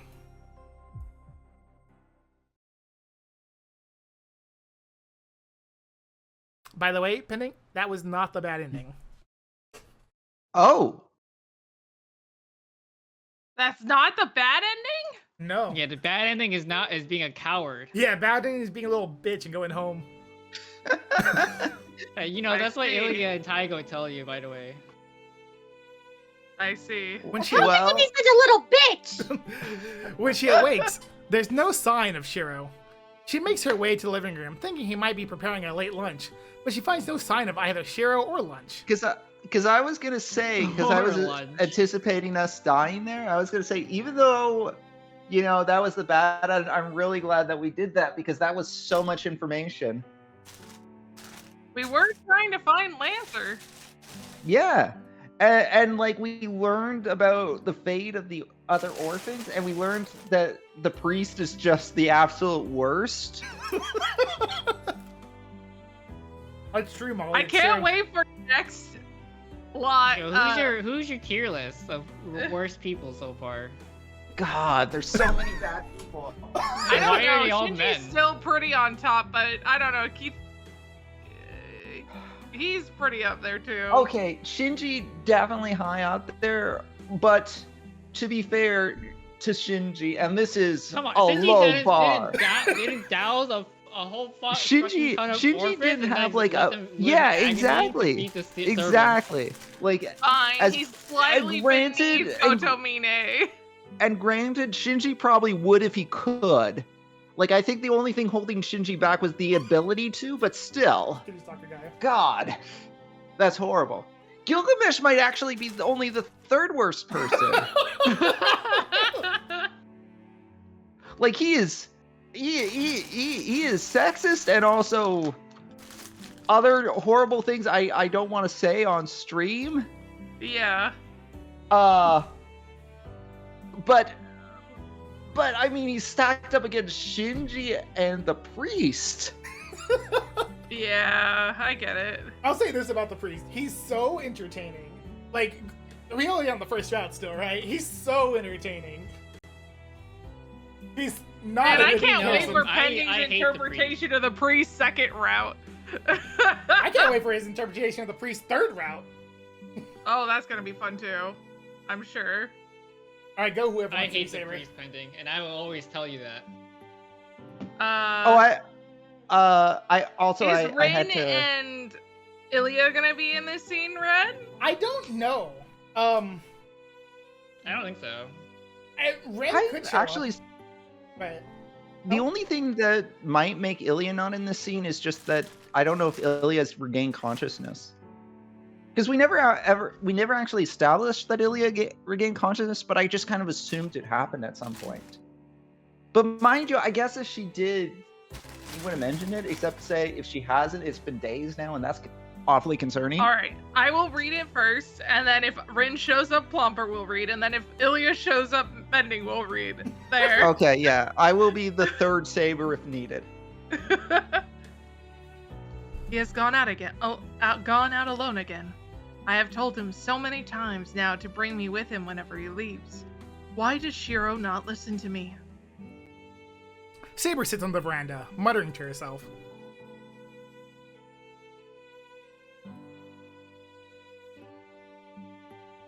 Honestly, I know. Oh wait, what? Who? Oh, are Rin and Saber together right now, or? Not at the We moment. don't know what's going to happen. This is Saber's monologue right now. She's Oh, just okay. talking to herself. Honestly, I know he likes to walk around by himself, but is there any point in our cooperation if he simply keeps doing this? Saber lets her feet dangle over the veranda. Eventually, she grows tired of this and she looks up pensively. I figured if Rin shows up, you'll take over Plompers. The sky is an ashen gray. A heavy canopy of clouds slowly drifts overhead. She can see breaks in the cloud cover the distance. It should clear up by nightfall. If the stars are visible, she'll be able to read her fortune for tomorrow. She still remembers how to read the stars. Her mage mentor taught her long, long ago. In life, she only looked up to see whether she was taking the right path. But tonight, just this once, she just decides to try to predict a certain someone's future. If possible, she hopes for a bright tomorrow. She wants to predict any dangers that might lie ahead, and learn what she needs to guide him in the proper direction. You think she'd look at the stars last night to make sure he wasn't gonna die anytime They're soon. busy making out, Jay. What do you want from them? Ah, jeez Louise. He's so reckless. How can she not worry about him? She won't sleep peacefully unless she can at least read the stars.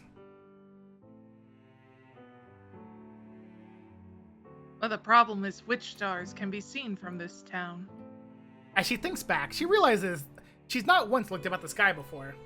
Her priority has always been winning the Holy Grail War, not reading fortunes in the stars. She knows this isn't like her. Even so, she still considers trying to read the stars and anxiously waits for night to come. This represents quite a change of heart for her. She chuckles, thinking she might just thinking she's just like the girls in love she's read about in books before, as she looks up at the sky. Hello, Rento Saga. Oh, guess what, Plompers? Oh, Saber! No! Do you know where Shiro is?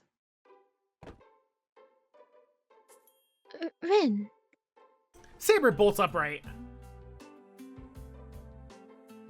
What is it? I have not surrendered myself to Shiro or anything. Saber gives a hasty excuse, blushing deeply, for some reason. Oh, was I interrupting something? Rin smiles wickedly. Perhaps it's because they have been living under the same roof, but Rin can read Saber like a book. Shiro too, for that matter. She has good instincts when it comes to other people's affairs, and she can tell there's something between the two of them. And so, she has a pretty clear idea what happened the night before. Well, I'll be leaving the teasing for later, but seriously, do you know where Shiro is? Ilya has a fever, so I thought he could help me. Elizabeth. Oh, Elizabeth is not well. I thought her condition was stable. Not really. I didn't tell Shiro, but she's nearly at her limit. She won't go back to normal until the Holy Grail War ritual ends. Her capacity may be extraordinary, but she's on the brink of being completely full. There's still some room left, so extra functions are still working right now, but once she's full, she might have no choice but to abandon the most unnecessary function, being human. You see, Iliasville is designed to break down as the Holy Grail War progresses. Rin's words are ominous, and even a bit obfuscating. Interesting. Saber doesn't completely understand what she's talking about. Oh, it's fine if you... It's fine. I said it so you wouldn't understand. Let's put the topic of Ilia aside. I apparently know way too much, and this is very scary. For now, I want to talk about Lancer. I found out who his master is. With magic. What? You have learned who Lancer's master is? I did some tarot card readings. Yeah, well, I guess I found out, or maybe it's more that I knew all along. Lancer's master was an outside mage dispatched by the Mage Association. I already knew that, and I finally found their secret base earlier, but...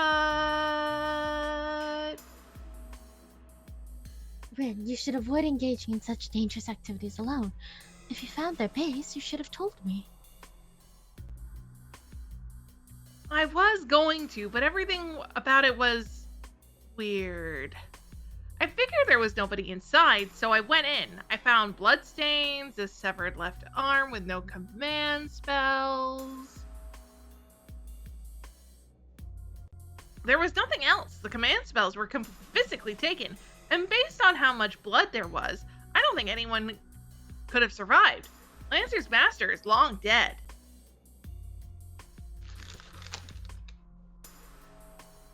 Huh? Does that mean Lancer is gone as well? Perhaps he was defeated by another servant after Shiro was attacked 10 days ago?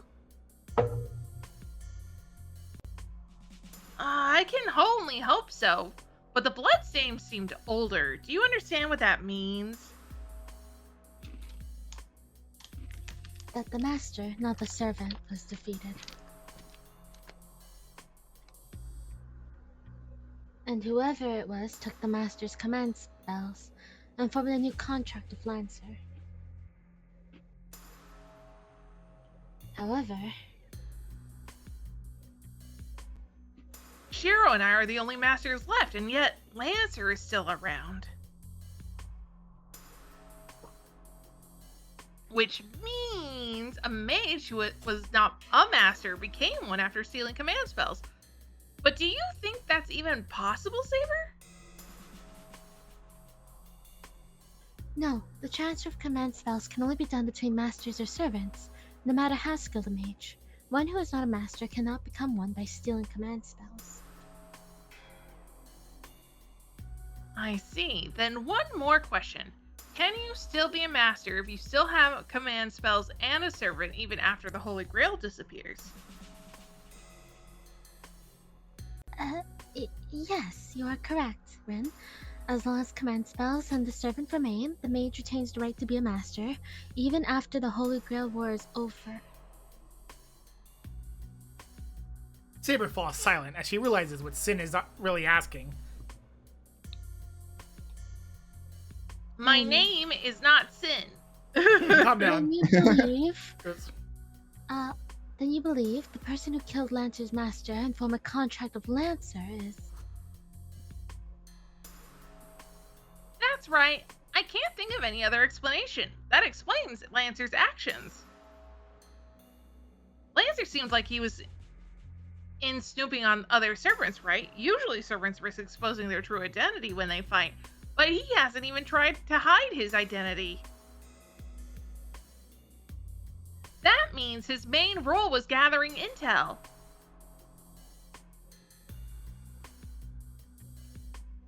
I agree. When I faced him, he made no attempt to fight until the end.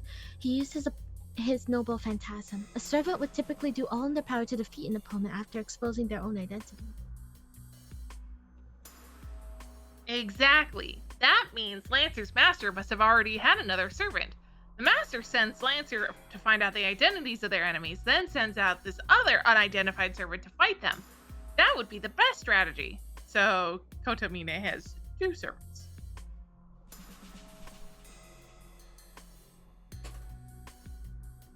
Wait, Well- Kotomine has 2 servants? That's what she's saying. Well, I'm sure that wasn't Lancer's idea of a good time. He's been forced to fight all 6 servants and figure out what their fighting techniques, and then just retreat to his master. Okay, I see. That makes some sense.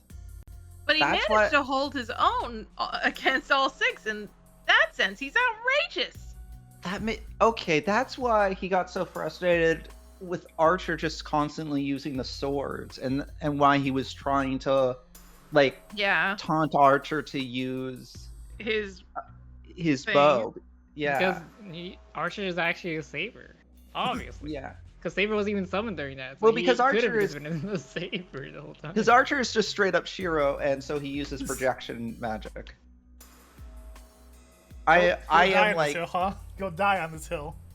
okay, I am so sure at this point that Archer is Saber. Sorry, that Archer is Archer is Saber. that Archer is Saber. Wow. that Archer is Shiro Emiya. I am so confident in that at this point. He is the bone of his sword, and Shiro's bones turned into literal swords. How could that not be, like, I don't know how this could be more explicit. You sound like a crazy person right now, Pending. So crazy. Are you saying there are 2 characters in this anime game that have timey-wimey problems?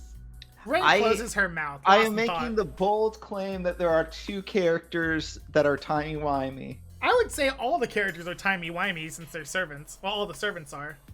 I guess Oh, that's for true, sure. Yeah. As if following Rin, ... Saber suddenly feels a chill down her spine. Lancer's master has already been killed. This unidentified master uses a heroic spirit as strong as Lancer's solely for espionage. So wait,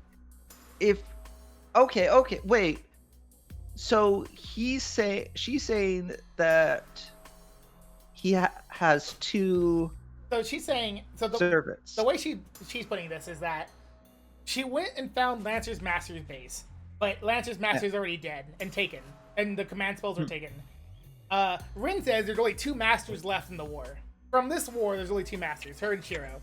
She still classifies as a master even without a servant, because she has command spells or whatever. On the other hand, then she's like, "Hey, can normal mages just take a command spell?" And Saber's like, "No. You have to be a master to get a command spell. Even if you're the best mage in the world, you can't get a command spell that way." And she's like, "Well, what if you were a master in the previous war and still had a servant? Would you still be a master?" And she's like, "Yes. If for some reason you were a master in the previous war and 10 years later you still have a servant, you would still be a master and could take the command spells." Okay. So I'm thinking what that means is in the previous war he had Gilgamesh, and then in this war he used Gilgamesh to kill Lancer's master and then take Lancer. So that's how he ended up with 2 servants. And Lancer serving as the scout. Gilgamesh's job was to hang back. Oh my god, can you imagine having Gilgamesh as your servant from the previous war as an archer? And now you have both of them? That's crazy. Jesus Christ. Are you just saying they're really strong servants? Those are really strong servants to just have. Well, and didn't they say that the servant matches the personality of the person? I mean, that does check out with Gilgamesh and the priest. But I guess the other thing is, like, Gilgamesh I don't think is the most loyal of servants. Well, do you think Kotomine not Kotomine. Yes, Kotomine seems loyal. No. I like probably like their arrangement is just that of mutual benefit where like the Holy Grail was destroyed last time and Kotomine was like, "Hey, look, I know the way to keep you in this world. You need souls. I have a creepy basement. And I just came in charge of a bunch of orphans. Yeah, and I am gonna. And how would you like to be a part of me just doing the absolute worst thing imaginable? And Gilgamesh was like, yeah, that doesn't bother me in the slightest. I guess also makes Gilgamesh. So when I said earlier that Gilgamesh was only the third worst person, I guess if Gilgamesh was party to this, then I need to reevaluate that. Although I don't want to, I don't know that I want to live in a reality where Shinji is only the third worst. Shinji and his puppy kicking, man. God. If they face such a powerful enemy, then letting Shiro out of it on his own is dangerous, even during the day. There were multiple enemies before, but now there are not many more enemies to defeat. If Shiro is the one who left to defeat, did he not follow their earlier strategy? Jeez, this means that Saber needs to fight Gilgamesh and Lancer at the same time? Go, Saber. Oh. Rin, do you have any idea where Shiro may have gone? Now that she's had the thought, she can't stop worrying. Shiro cannot be left alone. Even now, her master may be in grave danger.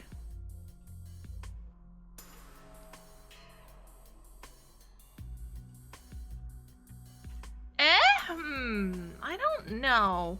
I asked you because I didn't know. It's possible he went to KyrieAI's place. He actually went there to discuss something the other day.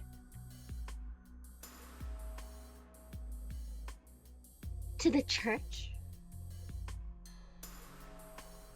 Oh, by the way, I'd like to say, one of our first deaths, Kotomine, before Saber killed us, was all like, oh, we have to cut off your arm. Oh yeah, he just extracted the command spells from us using his surgery, his magic surgery. Yeah, with his surgery. So we actually already knew Kotomine could do that because he did it previously. I bet you. That's true, yeah.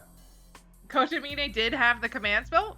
Maybe Saber didn't kill us because they wanted to kill us, but they had a command spell to kill us. Oh, maybe so. Because wasn't that after the arm was cut off? Or was that before the arm was cut off? That was after. Okay, so Kotomine is actually pure evil. I'm just kidding. But, Kotomine did the thing to get, rid of our command spells, and then Saber killed us. So yeah, it probably was... And Saber clearly didn't want to do it, if I remember that scene correctly. You guys have some bad ends mixed up here. We do? Did Saber not... No, you had... us? Oh, that's right. Yeah, Saber went away, and then we just walked on our own, and then Ilya shows up with Berserker, and Ilya stole us. Yeah, she took our head.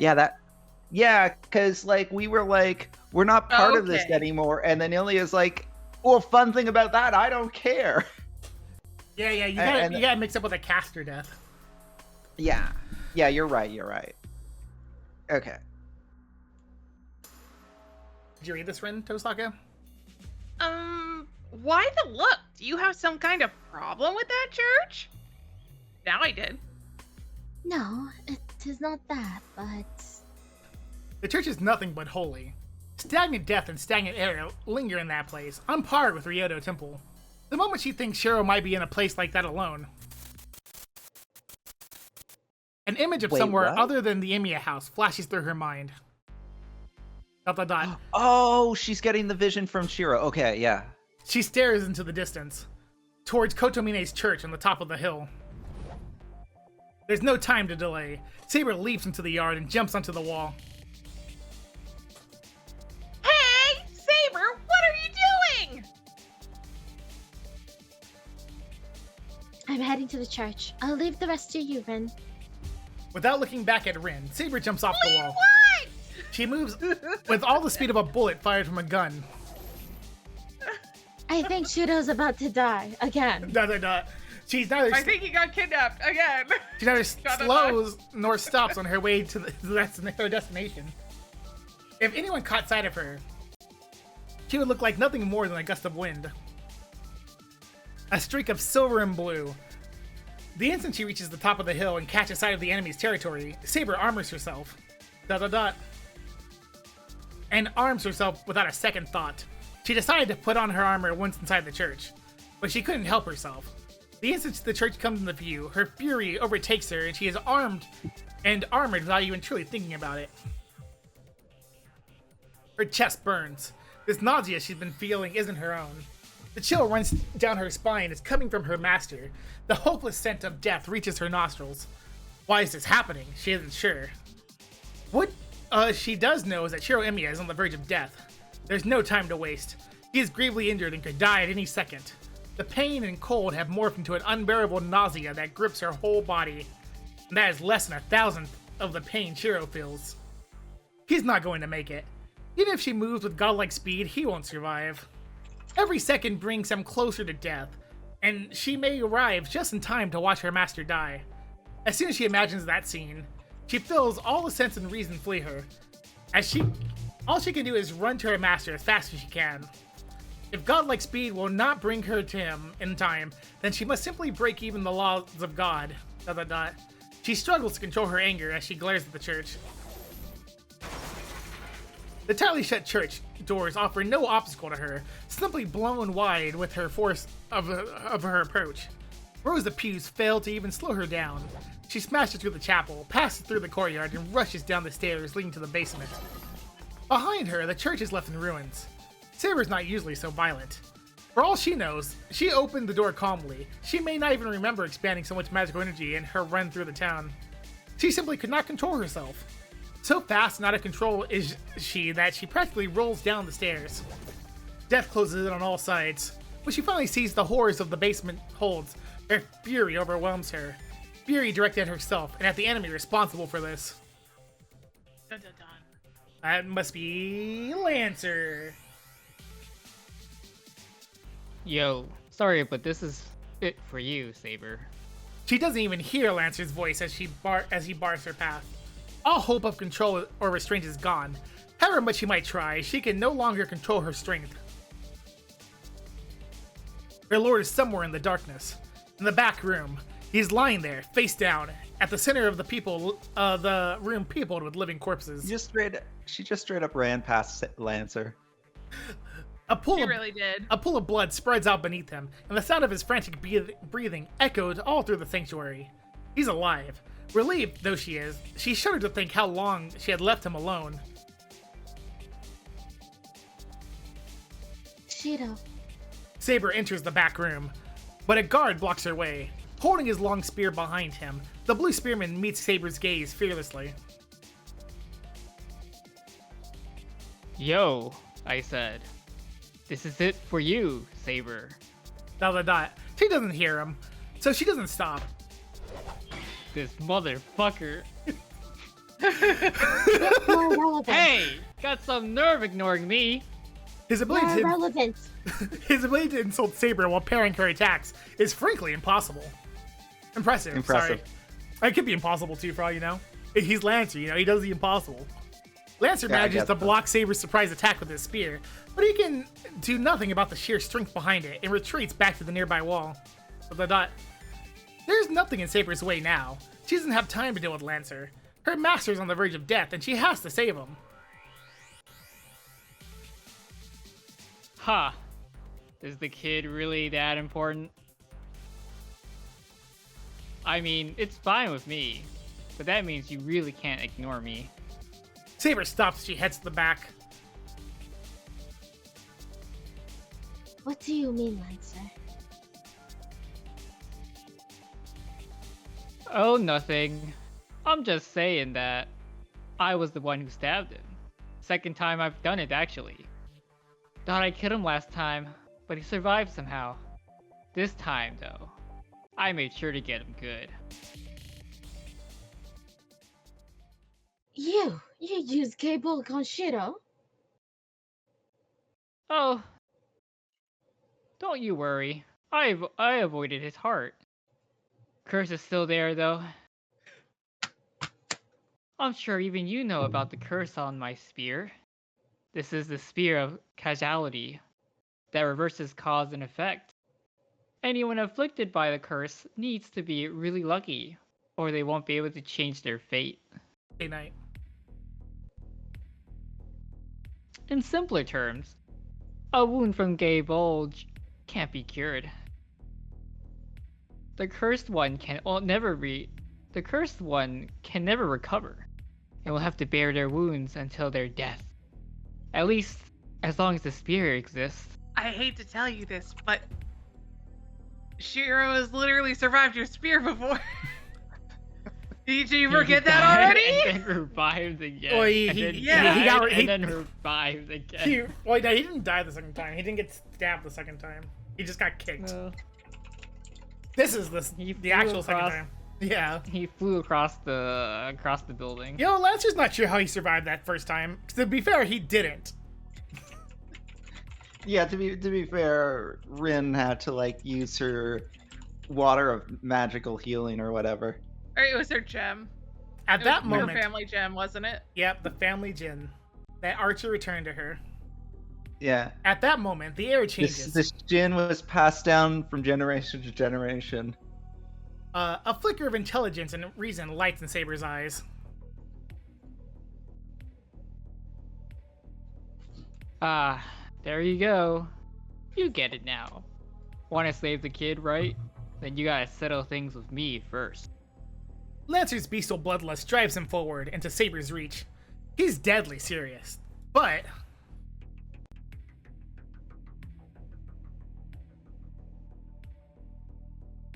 Are you mad, Lancer? Do you, a spearman, mean to fight me, a swordsman, in so small a space? I do not believe you would do something so foolish. Leave, and I will let you live. Lay down your spear and be gone from this place. I have no intention to take your head in a battle you certainly did not choose. You're the bigger fool here. What kind of heroic spirit abandons their own partner? I didn't stab him so I could make a deal with you. I'm here to fight you, Saber. He's not lying. Lancer has no intention of letting either of them leave alive. For him, this is the first and only battle where he can truly go all out. Lancer's wish is not for the Holy Grail. His wish is to fight a battle worthy of heroes. Such a simple wish, one any servant should always have granted, has been denied to him. So he has no intention of missing what may have been his final chance. Even if his situation happens to be unfavorable.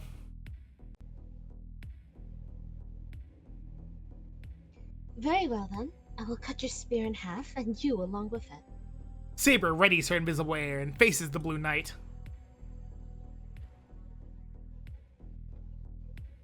Well said.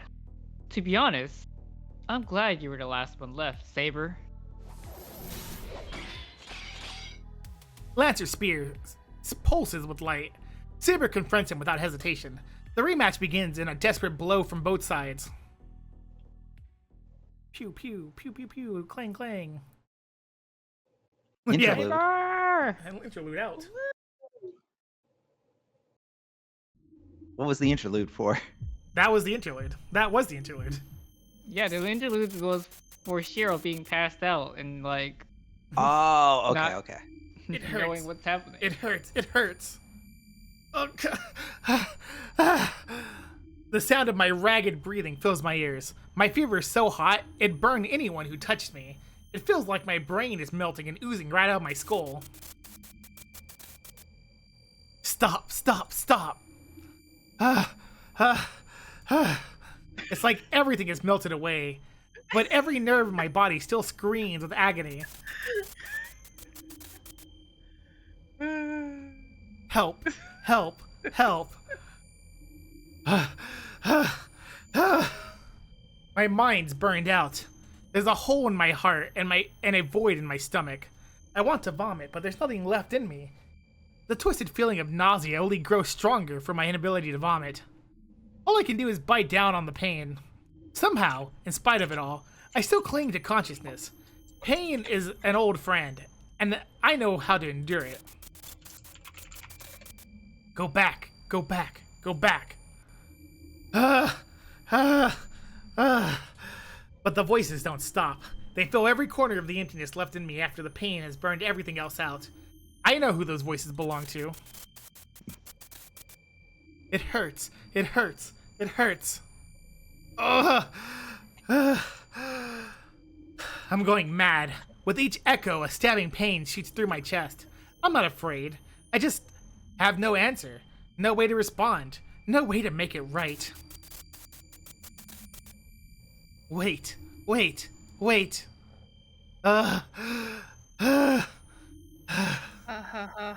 They beg and plead and cry, but there's nothing I can do.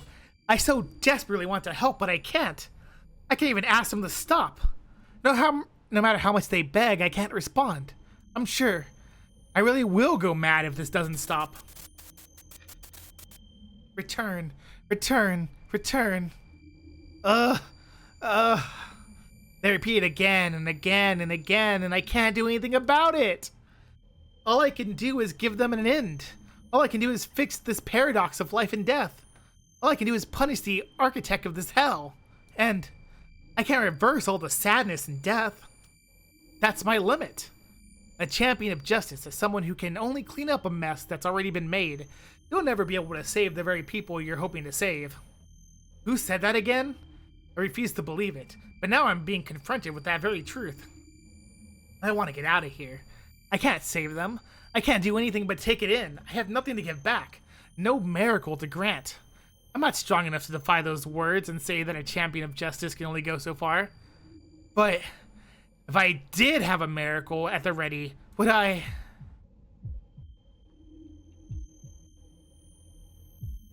Would you what? Oh, it's a priest talking. Oh. She has arrived. Awaken, Shiroemiya. Your servant awaits. I hear a voice. It's right behind me, but I can't make out what it's saying. My vision's so blurry. I can't make out what's in front of me either. There are only the voices crying out for help. There's only a room chocked full of bodies of those who have died. He's good, but no match for Saber. Regardless, I require another servant. I do not care whether it be Saber.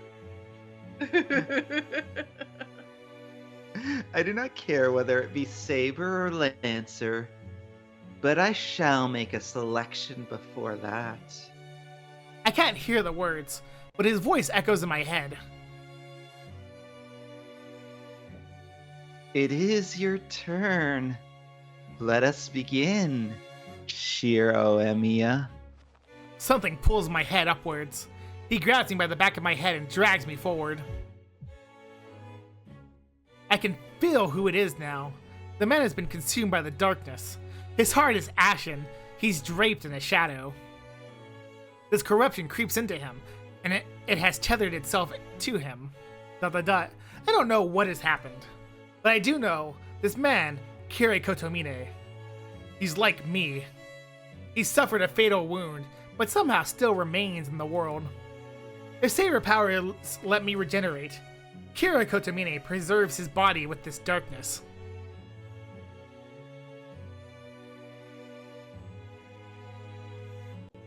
That is This... Oh, wait. That's you. That's you. Okay. This is far enough, Saber. Lower your blade if you wish to save your master.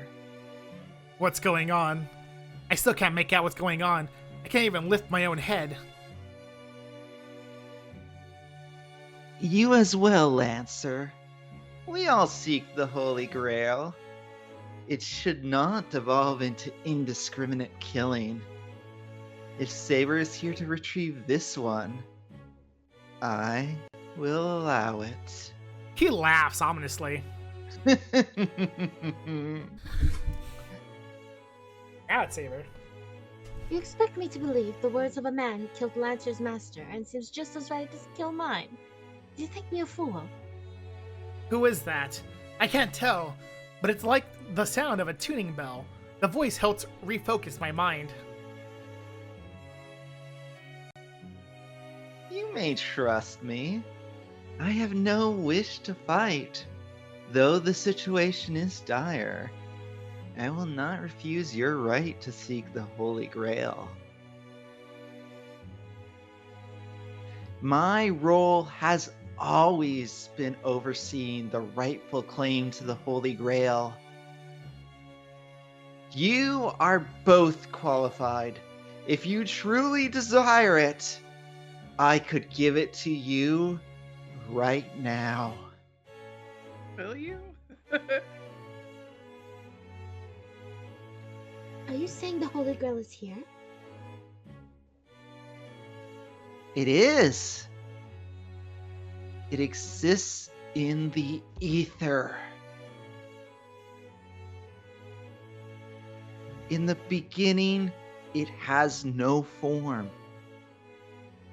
The completed form is dependent on where it is summoned, when, and what form the vessel takes. It can manifest in this church. Of course, the Grail would be incomplete with more than one servant left alive. But it should be sufficient to grant more wishes. If you feel that is inadequate, then continue your battle. I will accompany you either way, though this is not entirely as I would like it. What say you, Lancer?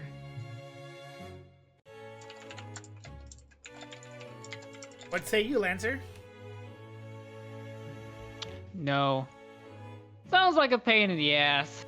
We can fight it out here. Lancer's just like, I want to fight over here, okay? Yeah, why you stop me, priest? Truly? You are at a disadvantage here. Meanwhile, Saber I don't cannot care. Saber cannot fight at her fullest while she's consumed by worry for her master. I cannot imagine that would be a satisfying fight. Someone spits. The other man must have given in. Puh. Can you not spit Whatever. in my basement? That's so rude. So I got a question. I, What for, is the Holy Grail? I, for whatever reason, spend a lot of time cleaning these floors. I Yeah. don't think you do, actually. I see a lot of bloody orphans around. Shiro said that You the would chapel not- area, the altar area, was very well maintained. You would not But we're believe the how quickly basement? the mess, reaccumulates in here. But, despite what you may think, this was cleaned this morning. Uh-huh. Uh-huh. Uh-huh. Yeah, I don't buy it. I thought it was supposed to manifest when there's only one servant left. That's a lie then? No, that much is true. The Holy Grail will not manifest until only one servant remains. However, the vessel itself is another matter. Its form is prepared. The energy then flows into the Grail, is fully summoned. Until it is fully summoned. Okay, that makes more sense. As there are only 2 servants remaining and Gilgamesh, it should have already acquired a significant portion of its nature as the Holy Grail. Wouldn't you agree, Saber? Would you agree, Saber? Would you agree? Wouldn't Wouldn't you agree, Saber? You are sorry.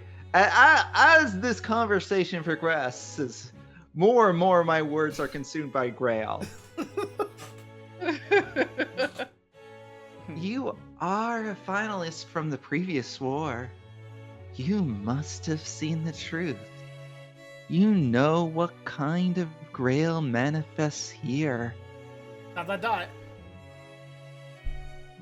Yes. The girl's true form stands ready. It waits patiently, its cup ready to be filled with the blood of the sacrifices. Oh, I think this is. I think this might be Kyrie Oh, what? talking. What? Oh, okay. All good. Yes. The grail's true form stands ready.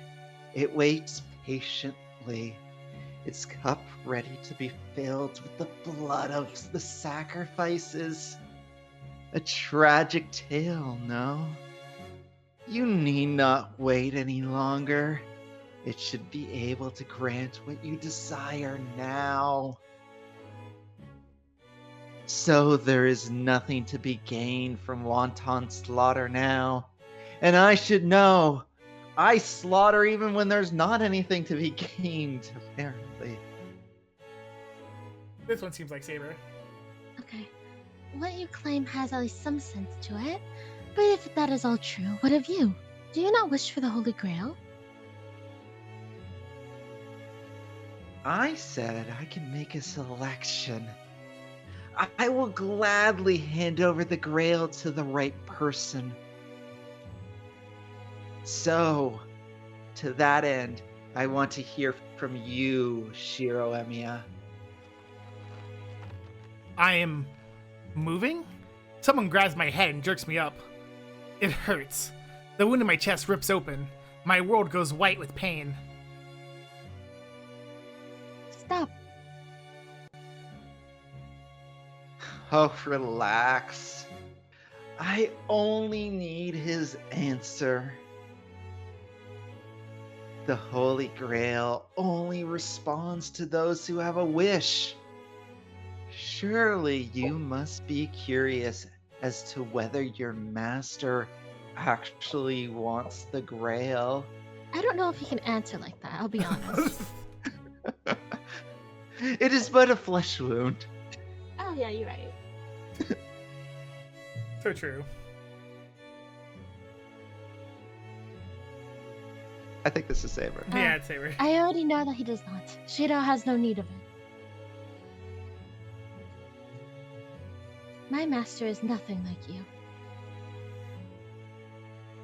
He did say that. But dig deeper and you will see that is not so. Dark desire festers in every man. He is no exception. Is he so free from sin that he does not curse the day 10 years ago? Does he not tremble when he thinks what it means for his future? ... No, wait. What the hell is he talking about? The fire 10 years ago has nothing to do with this. This is meaningless. There's nothing here. Now, I will open your wound. May God hear your confession, KyrieAI. This is my confession. Okay. Okay, I will be Saber. My body buckles. Pain shoots down my spine like lightning. In its wake, I feel my mind separating from my body. My vision goes red. Stop. Stop. Stop. Stop, stop, stop. Stop, stop, stop, stop, stop, stop, stop, stop, stop. Stop. There's nothing here. Remembering this saves no one. Everyone died. All of them. I was the only one left. Lost amidst the flames. Ashen corpses beneath the smoldering rubble, crying out from every direction.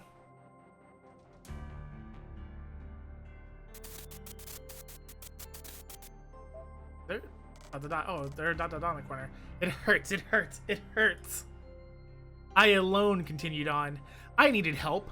I needed someone to save me. I kept on, never once looking down. So I'm assuming the red text is meant to be like the minds of the other orphans. I'm really not sure either.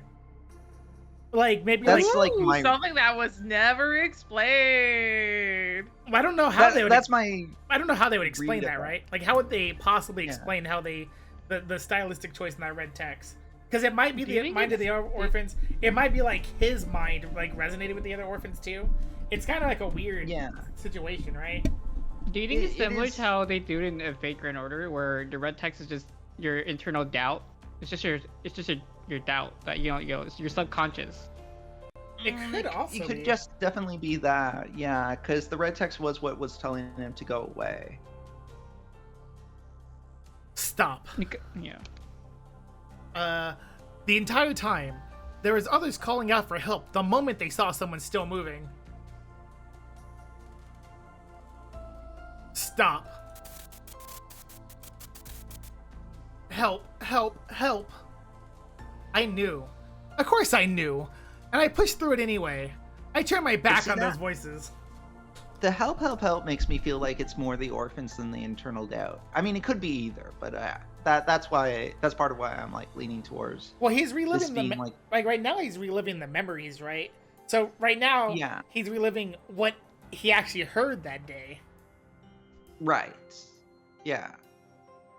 That makes sense.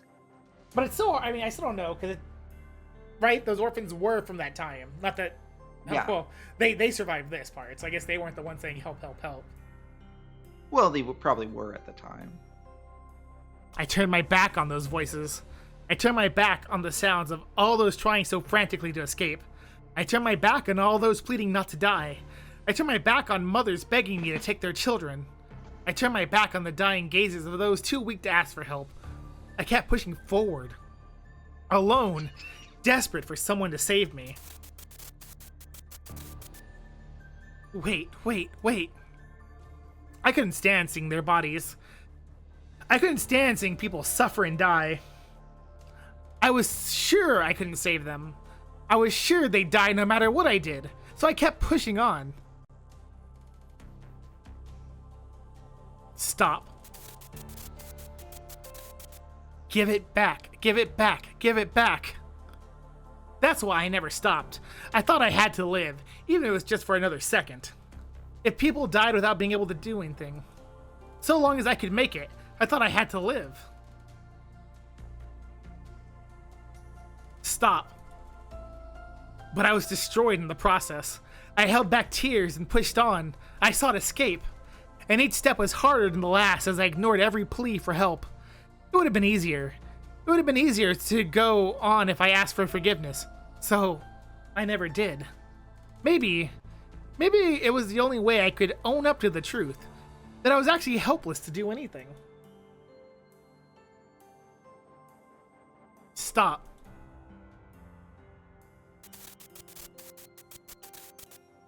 It hurts. It hurts. It hurts. Just as I wished, I alone was saved. The only other children at the hospital were those who had been in the areas near the fire. I didn't need to know, but the man in the white coat told me anyway. In the depths of those flames, I alone survived. Please stop. I bore witness to so much death and pain.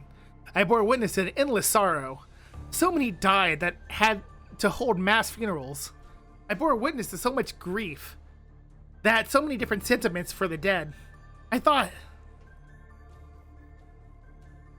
just end it already. Just end it already. Hey. I thought I had to remember it all of it. I had to. So many wanted help, and not one of them got their wish. And since my wish was granted, it followed that I should take on the weight of their deaths. No, I had to. I couldn't go on if I didn't. No more.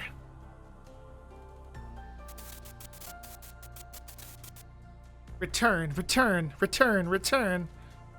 That's why I desperately tried to follow in Kiritsugu's steps. For those I couldn't save, for all I couldn't do, I looked to a hero who could be a savior.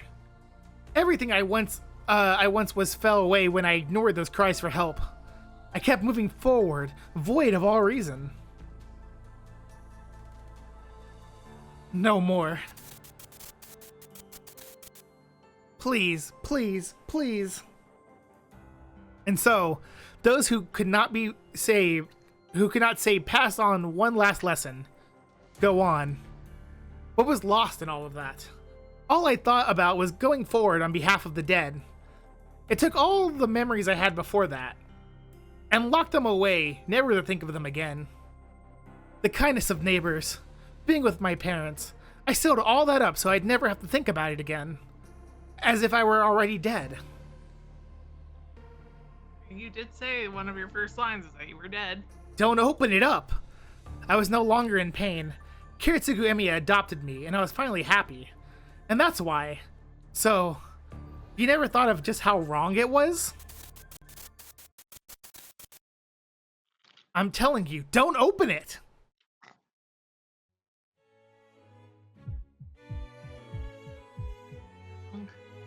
Ugh! Agony and pain. Pure agony rips through my chest and drags me back to reality. The nausea simply doesn't end. My arms and legs are numb. My head burns. I can't breathe. Return, return, return. Their voices continue echoing in my head. I vomit blood. Was that because I'm on the brink of death? Or because my psyche can't endure the voices any longer? My chest hurts. My heart hurts. It hurts so much, but I can't contain it. The wound deep inside me is the source of the pain. It will continue to hurt as long as I have those memories. It will swell up and never heal. ... I'm seeing things. For a moment, I think I see her. But no, she shouldn't be here. Bite down on the pain. Begging for death is no longer an option. Even if she's just some dying dream, I can't let her see me like this.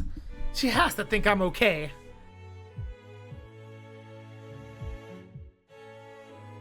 Is that me? No, it's the priest. Okay. Your wound is deep. It will continue to torment you so long as it remains. Do not end your life still bearing it. I can make out the priest's voice.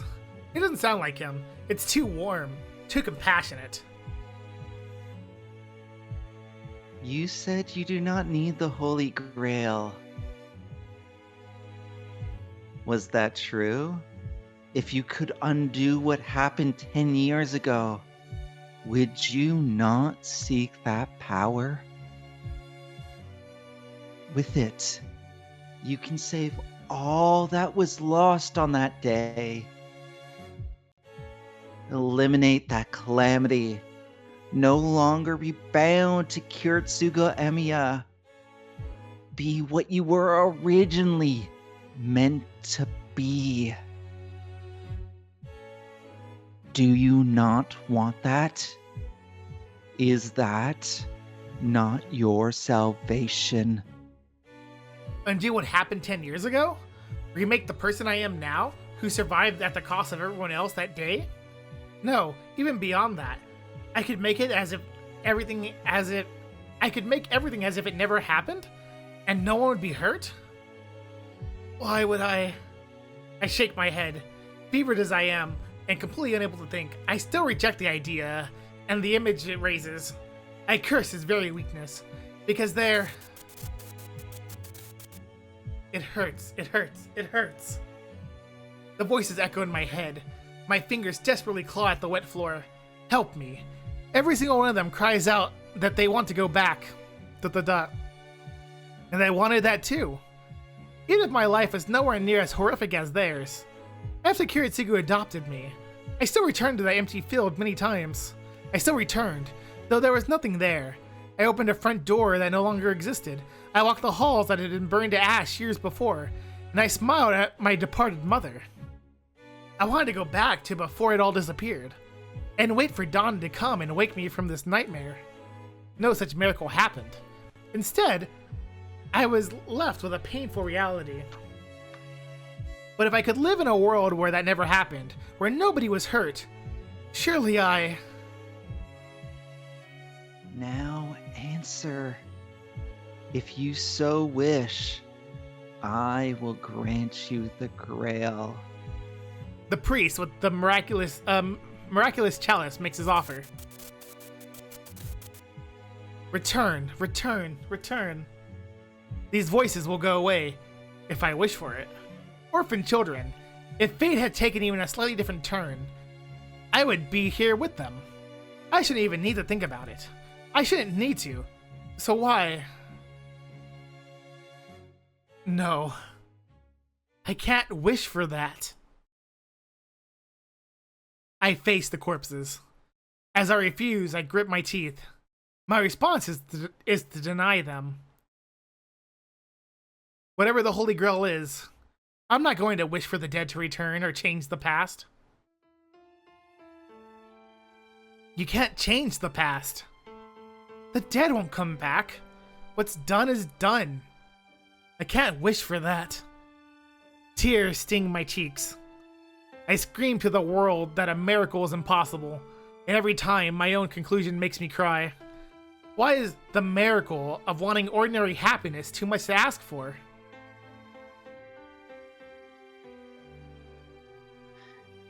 But the Holy Grail would make it possible. Everything will be as you make it. So he claims, but I can't agree. Even if I could change the past, I shouldn't. I can't. If I do, everything becomes a lie. Every tear, all that agony, the memory of what was, even that cold reality, wretched as it is in my heart. Everyone who died screaming in agony, everyone who risked their lives to help another, everyone who mourned the fallen. If I were to just make it as though none of it that happened, where would all of it go? What would I be doing to them? The dead wouldn't return. Reality can't be overturned. To continue onward, bearing the weight of all that pain, isn't that the very mark that proves something was once there? Everyone dies eventually, and the sorrow fills the void they leave behind. But pain isn't the only thing left behind. It's the suffering that makes the goodness shine all the brighter. Those deaths, they shaped me. My memories of Kiritsugu protects me. And those memories form a path that eventually intertwine with others. Even though all of that will eventually be forgotten, this path isn't wrong. I see. Then I don't need the Holy Grail. I can't stray from this path. For all those who were left behind, who laid it. I speak firmly, even from the depths of this torment. Willing myself to hold on to this conscious thought, I force myself to remain upright. And it's then I realize that I can't hear the voices. They're not echoing in my head anymore. I wonder what they thought of my answer. Though, whatever they may have thought, I think it's sad that they seem to accept it without any resentment. That is the answer her master arrived at. ... Her anger dissolves. All she can do is stare at her master, her words dying on her lips. This path. Everything about me. I don't believe it's wrong. Despite his maimed body, as he struggles even to breathe, as he sheds the tears of one so horribly grieved, I can't stray from this path. For all those who are left behind, who laid it, apologizing to those he must climb over, but unwavering in his chosen path. ...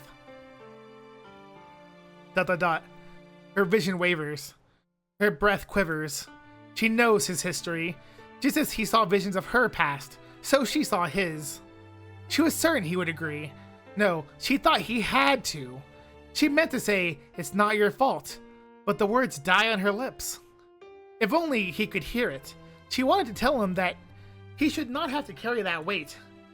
But he denies even that. No matter how tragic the past, one cannot undo it. ... Her legs nearly give out beneath her. His words are greater weight than even she can bear. To swear an oath and single-mindedly devote everything to carrying it out. She believed they were similar. How conceited. That was her great mistake. They were nothing alike. His resolve was so strong, and she, who could not even believe in his words, were weak.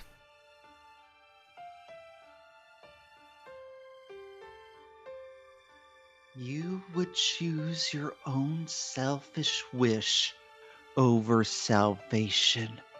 The priest releases the boy. He steps over the youth with a sneer, as if he's lost interest. Then, what do you say, Saber? This boy does not need the Holy Grail. I am quite certain you disagree. Your goal must be to use the Holy Grail to save the world in some capacity. A heroic spirit such as yourself is surely not so self-centered as that child. She feels her sense of reason being imperiled. The priest says he will give her the grail. He will give her what she desires, her wish granted. Go, whoever, Saber. That. She has no reason to refuse. That is the miracle she's been fighting for. It is the very reason she became a servant. What Shiro said has no bearing on her own concerns.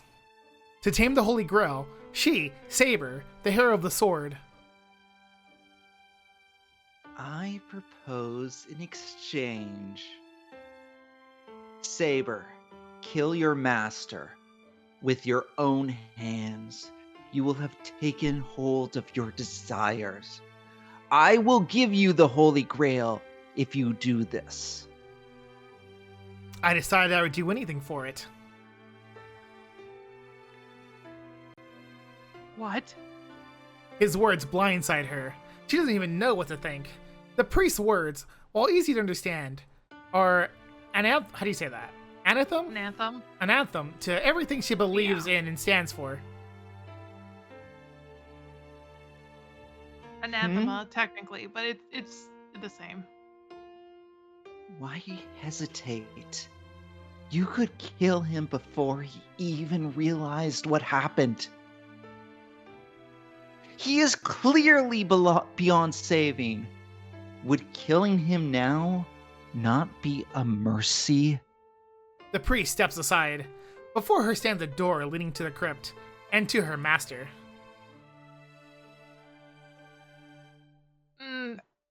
She steps into the damp room, past the priest. She can't help herself. ... It's as if she stepped into the depths of hell.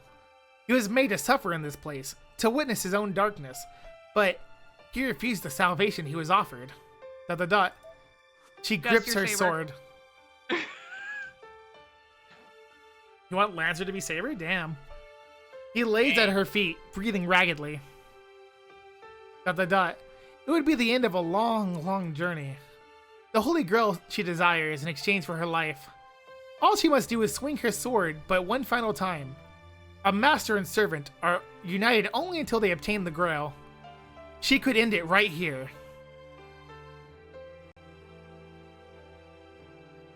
What is the problem? Why do you hesitate? The Grail itself is at stake. It seems like a reasonable offer to me. The priest's words ring true. For her to hesitate now would be the height of hypocrisy. Even still, this path isn't wrong. His words refuse to leave her mind. Welcome back. Anything crazy happened while I was gone for 5 seconds? You have a line. Priest just trying to convince Saber to kill Shiro. Oh, fun times. Though it disgusts her, she knows she's nothing like Shiro. She wants to upend everything. That day, so long ago, there must have been someone who would have drawn the sword from the stone and been a better king. There must have been someone who could have built a true utopia. The heart that loved her nation so dearly, and the young woman's doubt before she took the sword. On that day, She tried to fully and forever abandon her heart the day she drew the sword. ... How did she not realize this before? I can't stray from this path for all those who are left behind, who laid it. To her, that is the girl who loved her country. A girl named Altria, before she was crowned. That was not a kingly heart. Continue. A king who could not believe in themselves. To deny that would be to deny everything she gave up. What's lost cannot be returned. Her master insisted on this, even as he suffered. ... His pained expression alone makes her heart ache. What was it that she had said? She could not start over. It was her duty as king, so she refused over and over. What duty? To resurrect her lost nation? To select a more capable king? Or is it to wish for all the death and destruction to have never happened to begin with?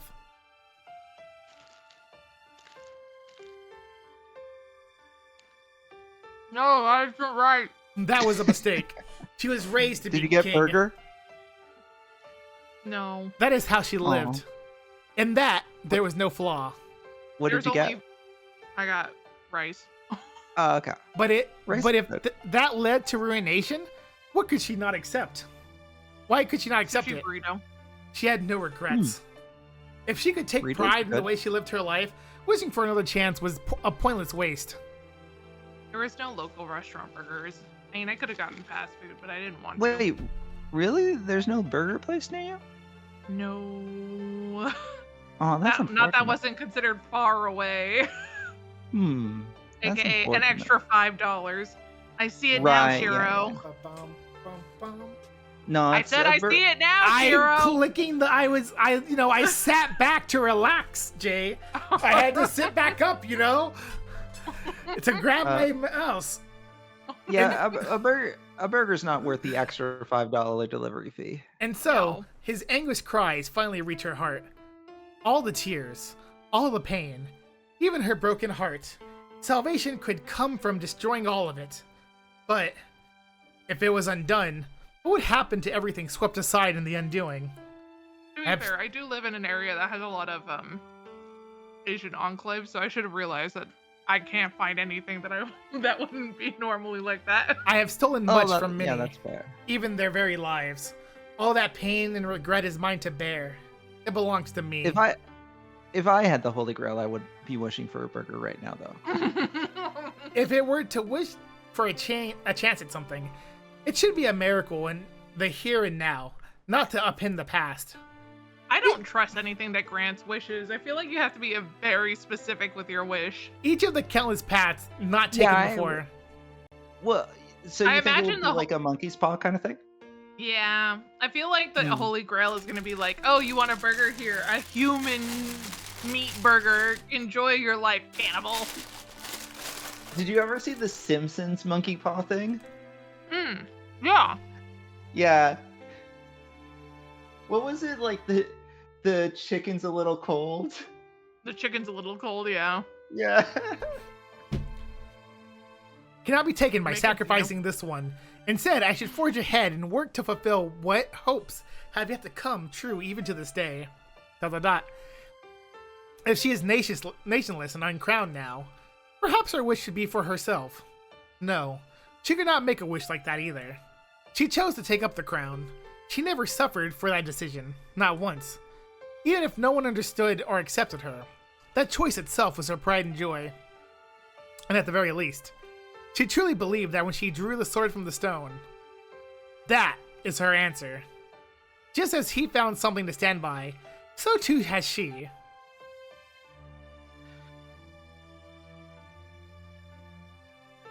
Yes. She pledged once, so long ago. Something Shut up. she swore to herself. She would fight. Even if she loses everything. Even if everyone in this world hates her. It's really hard to like emote if it's a single word. It really is. And it doesn't help that I'm eating. I was Fair. so foolish. An oath from a king. A promise to fight against all odds. And so the king protected her country. But the country did not protect the king. And so it was. The main ending may have been tragic, but if she is no longer ashamed of the path that led there... 1 second. Oh yeah?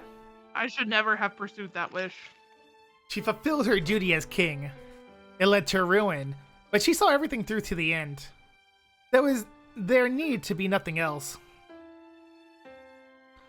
Of course, I did not want everything. The only thing I ever wanted from the very start. I did until the very end, even if it meant losing so much along the way. I will keep this unobtainable dream deep within my heart, and it may now end.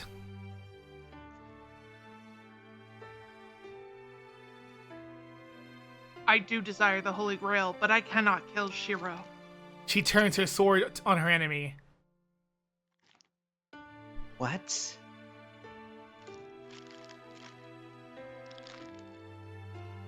Do you not understand, fool? Shiro is more important to me. And that is why my role is set. I will be his sword. I will shield him from danger. All hesitation leaves her. You are saying that you do not want the Grail? You upset with that priest?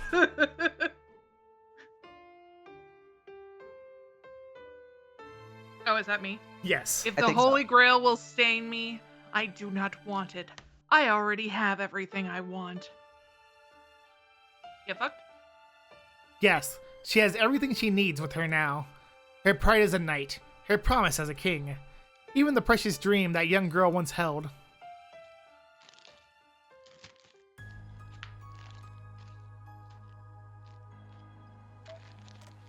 You can stop there. That's okay. Cool. So, Pending, I do have something very important to tell everyone in the call. Uh-huh. Okay. We got enough saber points. Oh, nice. Hey! So wait, if we didn't get enough saber points, you would have been like, yeah, Reese, that sounds like a good deal. I'll kill him. I think she does it and then freaks out right afterwards. I think she like does it unconsciously and then like freaks out. She's like, "Oh shit!" I can't remember. I honestly am a little surprised because I feel like I missed opportunities to get saber points. You had some pretty good ones. I think some pretty important saber points that you got. Where, let's see. Yeah, where did I pick up saber points? I know I does it picked. tell you how much saber points it was? Probably not, So right? you got this one, right? So you got it tells you right here. If there's a heart on it, there's at least points there. I don't think they have to be for sabers. Right. You got that one. So you Yeah. probably got You didn't get that one. maybe certain events get double points or something So, versus other Oh, events. maybe. This one gives a few saber points. This one gives more than one. I know. If you had Oh, left saber really? there, if you had left saber there and followed after Shinji, you would have gotten no points versus like 2 or 3 points or something. I don't know exactly. interesting. Well, fortunately, I didn't do what Saber thought was best. And then this one, I know this one gives one too, which is really weird because like this one has summon saber or like summon saber, but like really summon. Yeah, areas. one way gives you saber points, one way summons her, but doesn't give you saber points, which is a little confusing. Like one way summons her with like conviction, the other one summons her like, please shave me, shaver. Right, yeah. I don't even know if there's saber points here. I just know that there's Ilya points here. Yeah, we got an Ilya point there. You got this. I know saber we point. lost. Oh, yeah. Okay, when we had the option between a couple different choices, and we asked her about that. I think At one point, we lost the Sakura point. we did lose a Sakura point. It was really early on though. It was. Oh wait, you just passed one where we got a saber point, I think. Like we lost a Sakura point in the first 3 days. Yeah, we did. We absolutely we botched that hard. Yeah, there's That a was- Rin point here. Oh, that was the Rin point. Okay. Yeah, there was one point where we picked like probably the worst choice that was possible for anything ever. Like, oh, if you didn't want me to have Rin over, that's fine. I could have just moved into Rin's place instead. Yeah, that one. Yeah. That one, funnily, I don't think has anything. Ah, when was that? It No, I'm probably pretty has sure- Rin points. I think we honestly got a minus Sakura point for that, if I remember correctly. No, we didn't. Oh, okay. There's no. Yeah, there's- maybe. No, I think the other just gave you Rin points. If Yeah, you went I to think Rin. the other one would Yeah. give you Rin points. This one got us nothing. Okay, but there's probably, no. It's probably because we gassed Sakura up. We really gassed her up before we shot her down. So I think we ended up with a net nothing. Yeah. Oh, yeah. You know what? That's right, because I remember asking during that scene. It's like, why didn't I get a Sakura point for that? And then the rest of the scene happened. I'm like, oh, okay, I understand why I didn't get a Sakura point. Mhm. So in order to not get enough saber points, we really have to go out of our way to just choose the wrong options, which is. I guess so, yeah, because a lot of the saber point options were fairly intuitive. Yeah, they want you to end up with saber. They want you to end up with enough saber points. If I remember the ending correctly, because there's several endings beforehand where I think they talk about, they're like, man, we want to give love advice. I really wish we got some love advice, not just you walk left instead of right.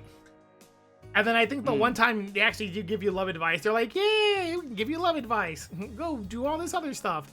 And then they're like, wait a second, this is a really hard ending to get on purpose. But I mean, I'm sure there's people who've gone in on purpose. Like, you know. Yeah. See, it branches out right here too. Right. There's where. There's no choice here. It just branches out. Yeah, based on how many saber points. And I wonder if it's going to be harder to get the Rin points and the Sakura points in the other routes. I don't think so. I think Rin's going to be relatively easy potentially. Probably. What might It's be interesting. I don't know how much this path relates to the other paths, but it's like interesting that in this path they even give you Sakura / Rin points, given that there's nothing to do with them. They're there to distract you. I think all the non-saber points are literally there to distract you. Like, That makes sense. Yeah, I guess that's fair. Like those points exist for you to be like, oh, I think Rin or Sakura is really cute, so you go and try to hang out with them or do whatever. When Right, that's not the plan. It's tricking you into thinking that you have the option of like what route you want to be on at this time.